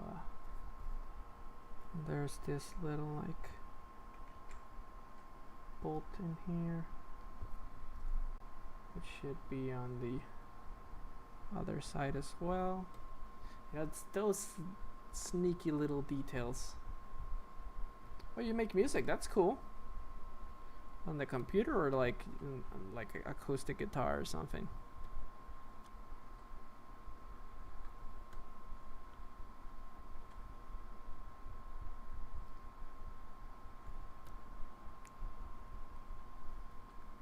I'm just gonna add some small little details like bounce lights and stuff like that, just to make it look like, oh, he actually worked on every little part of it. But no, if you just when you look at it closely, it's you start to notice now, like, oh, this is more sketchy and stuff. But that's part of what makes it contrast more.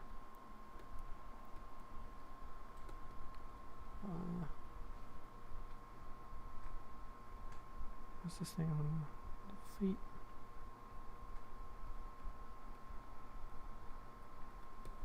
There you go.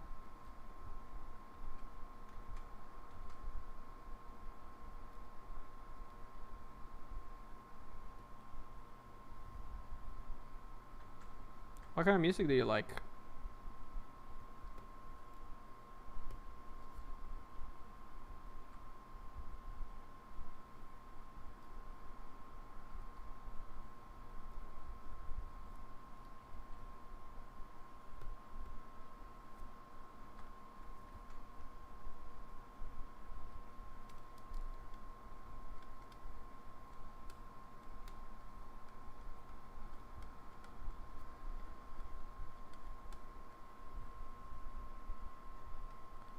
That's so cool. I actually like to do music myself as well on the computer. I haven't finished like any actual songs, but I got a little MIDI keyboard and I like to play around with it from time to time. You can't actually look at it from this perspective. I got a lot of guitars hanging on the wall, a ukulele and acoustic guitars and a bass guitar. I used to play a lot back a few years ago, but I haven't and they're just gathering dust lately.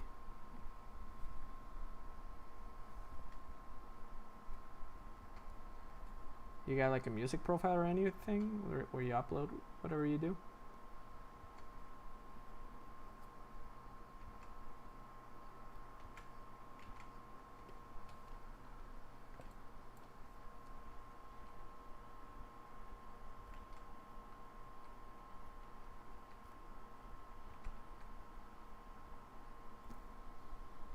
Oh yeah, I forgot about these no thingies. Boom.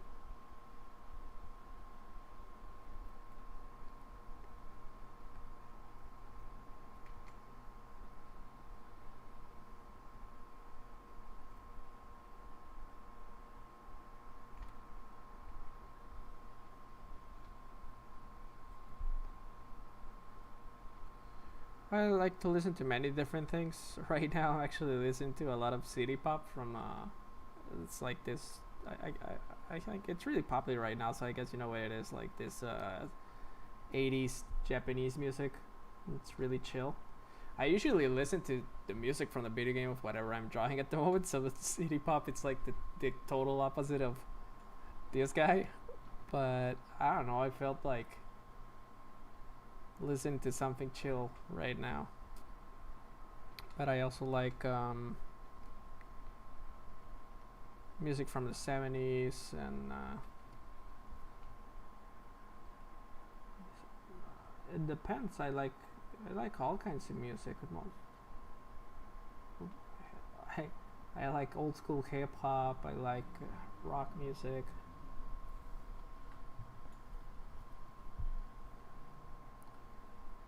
Yeah. I used to have a band like 5 years ago and we would play on local bars and stuff, and it was really cool. We were called Origami Zoo, and we never actually got to recording an album before we broke up the band, but it was really nice.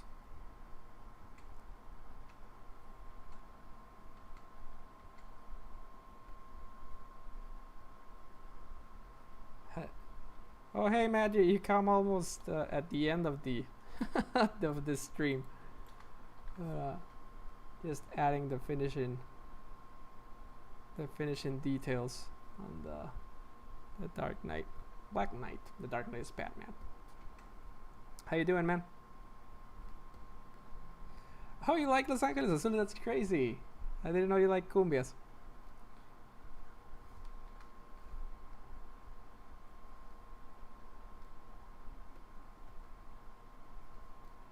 If you like that kind of music, maybe you should look up. They call it música de tríos, which is well, you could look up, for example, Trio Los Panchos. I'm gonna write it down so you can look it up. It's like very old Mexican music with guitars, but I have always liked that kind of music because it's really beautiful. Like very, it reminds me of those sort of old jazz guitars from the like the 40s in USA, but like the Mexican version, and they sing really pretty. I don't. You like that kind of music? Yeah, Leon Kennedy got totally destroyed by the Skull Kid. I'm gonna eventually get to it after the current brackets. But I've been actually really surprised with the ones that have been. Oh, that's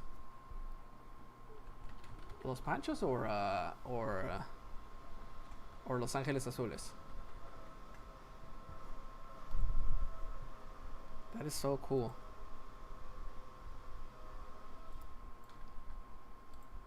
Check it out, it's almost done.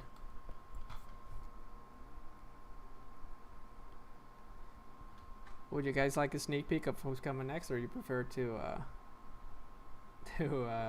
wait for the weekly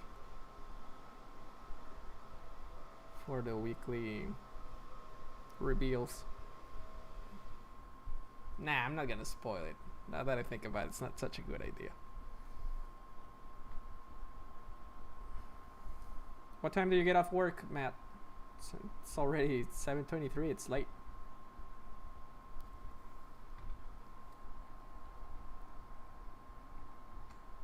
Or do you work night shift? Dude, that is so cool. I would love to see him live. You should totally look up trios, and maybe I'm gonna recommend you some Mexican music.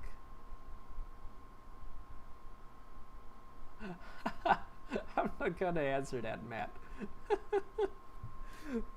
I like you both the same. You're both really cool. You want a teaser? All right. After Funky Kong and Beautiful Joe, I don't know how to tease this. But okay, there's a character from Street Fighter. There's some third party unknowns, or not unknowns, but less famous characters. I'm gonna tell you who's gonna go against Calamity Ganon. Calamity Ganon is part of Group 7. Right now, Funky Kong is Group 4, so there's still 3 to go. But Calamity Ganon is gonna go against Klonoa, so I think he's got a good chance to win. We'll see.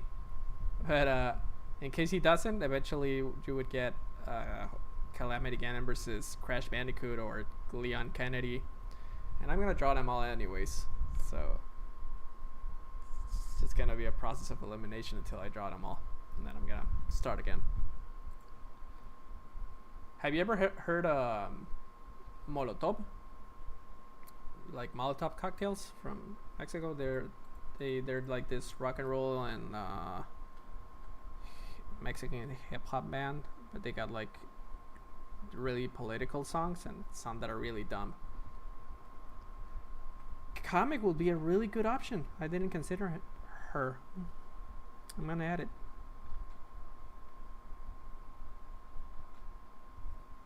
I'm actually like I got this big list, and I'm still adding characters to it. So anyone you can think of, I'll add it, and eventually they'll show up. So Kamek is a really good option. I recently added Rex and Pyra from Xenoblade Chronicles 2, and characters like any proposals of characters you got, I'll add them, and you'll eventually get to them. One of the perks of being a patron. Yeah, you check out Molotov and check out a song called Give me the. There's Frijolero. It's a really good song. It talks about racism in the border police.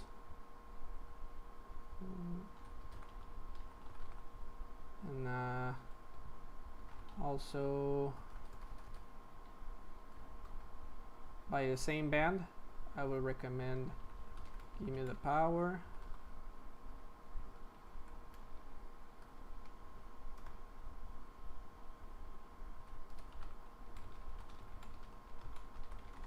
I'm just writing it down so you can look it up. There's those guys. There's I'm getting distracted, but I'm pretty much done right now. Yeah, I'm pretty much done. What I'm doing lately with these drawings, I actually like to add like a little grading at the end on top of everything. Like I group my entire drawing like this, and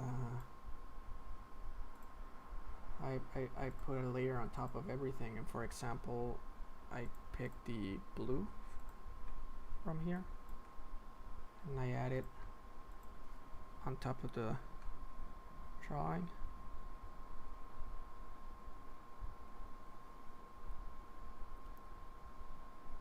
And then I just add it in a way that it's not super noticeable, but it's there. You see it?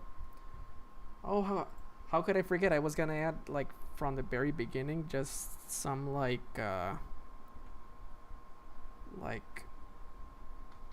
as if dust was being like raised from the ground from all the power of this guy.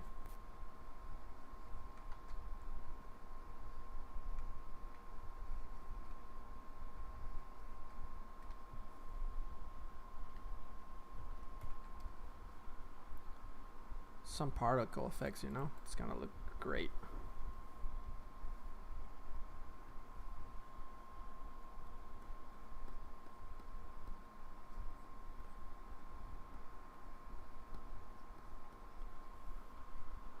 Another classic Mexican singer you would probably like could be, especially if you like Angeles Azules and that kind of stuff, like classic Mexican music. You gotta listen to at least a couple of songs like Juan Gabriel.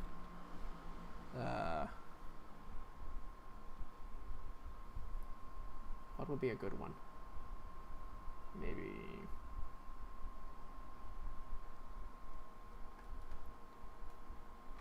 Caifanes. It's one of my favorite Mexican bands. Look up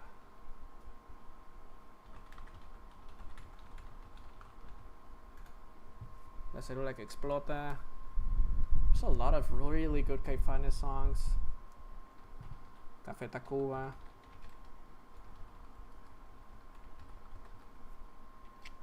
Yeah.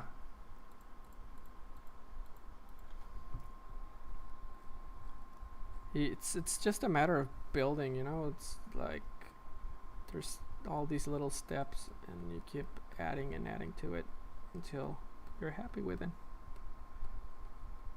You're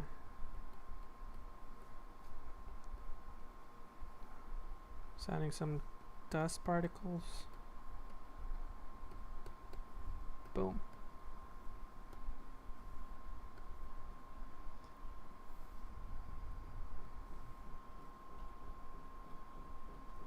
And just gonna add a little bit of volume to the dust so it doesn't look plain.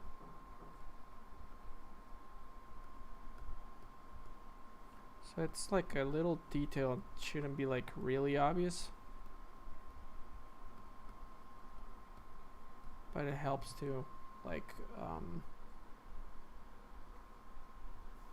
unify the whole thing. And just to finish it off, I'm just gonna add a little bit more to the sword power.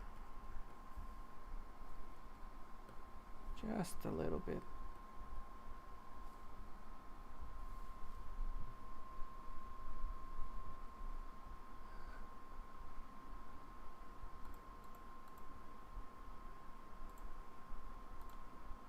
Gonna play around with the brightness and the contrast a little bit.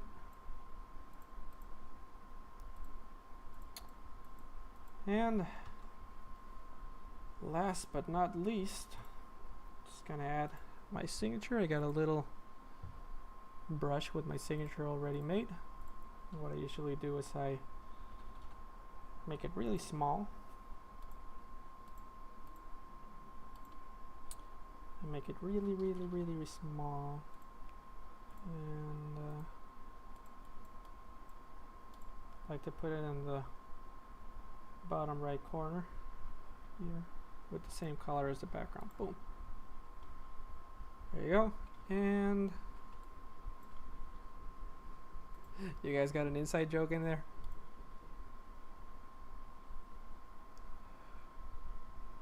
I don't even recognize that song, so I don't know what you're talking about, but I should probably look it up.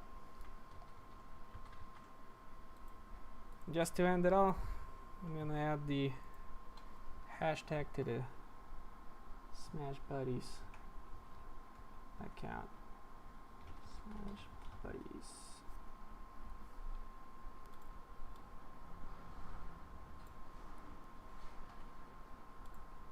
Make it a little darker so it's not invisible.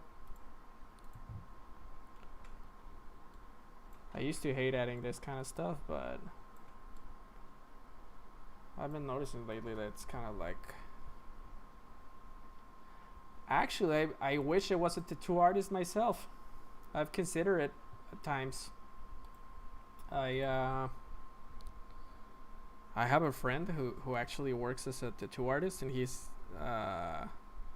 told me more than once, like, hey man, if you want to, I can teach you how. And I was like, oh yeah, I could. But I told my dad, and he was like, I mean, I'm a married man, I live by myself and everything, but my father was actually like, please never get a tattoo, please don't do it. And I was like, Dad, come on, it's not gonna be like the end of the world or anything. He was like completely, he told me one time that he had a dream where I got a tattoo, and he cried, and I was like, Jesus, I'm okay, Dad, I'm not gonna do it for now. The real thing is I have no idea what I would tattoo for myself, but I've received some mails of people getting work from mine done. Like, I think my most famous painting is one that I made years ago of it's like a skull with tentacles for a beard, and at least 7 people have sent me pictures of them getting a tattoo, like in their leg or their arm or whatever. But hey man, if you guys ever want a tattoo design, like specifically made to be a tattoo, we could talk it out and take it as commission work, and I'll do it. Yeah, because it's different. It's a really different thing to grab a piece of art that wasn't made like to be a tattoo, and to actually get something made with that purpose. Yeah, I got so bummed out by the last Star Wars movies. I didn't hate them, but I didn't love them either. Yeah.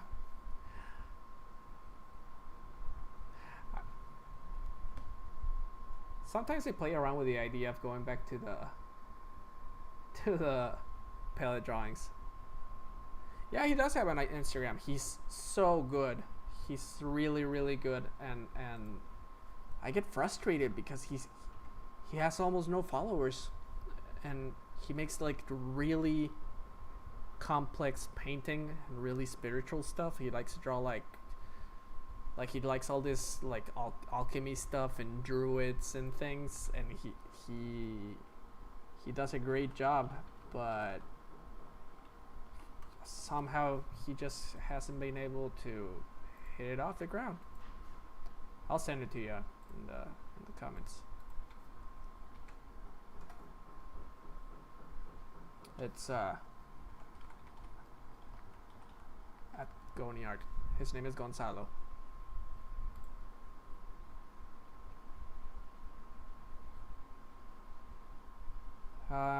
I think he doesn't have like a tattoo specific portfolio. He probably should. I'm gonna tell him to make a tattoo art page. But yeah, this is, by the way, done. It's done and done. But thanks for joining. Even for a little bit, Matt. It's great to hear from you, dude. And thank you for sticking around with me for this long. Just adding some final bounce lights on this dark part of the drawing.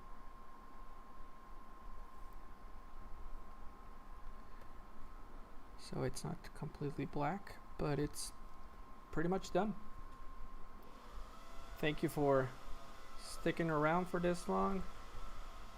I don't know, maybe I'll play around with the colors for the Smash Buddies Instagram handle so it doesn't go that unnoticed, but it's not so much in your face. Yeah, it works. But it's finished now. And we can look at the way it started, and it's really crazy. It's really crazy to see the progress and all these things. Thanks a lot, man. I think I'm gonna go rest now and start. I think I'll start with Skull Kid probably on the weekend, but yeah, I'm gonna have a lot of fun with that one. I'm sorry it wasn't Leon, but I also love Skull Kid a lot. I wish he was in Smash, but well, that's it for the live stream for today. Thank you for joining me, Dan, and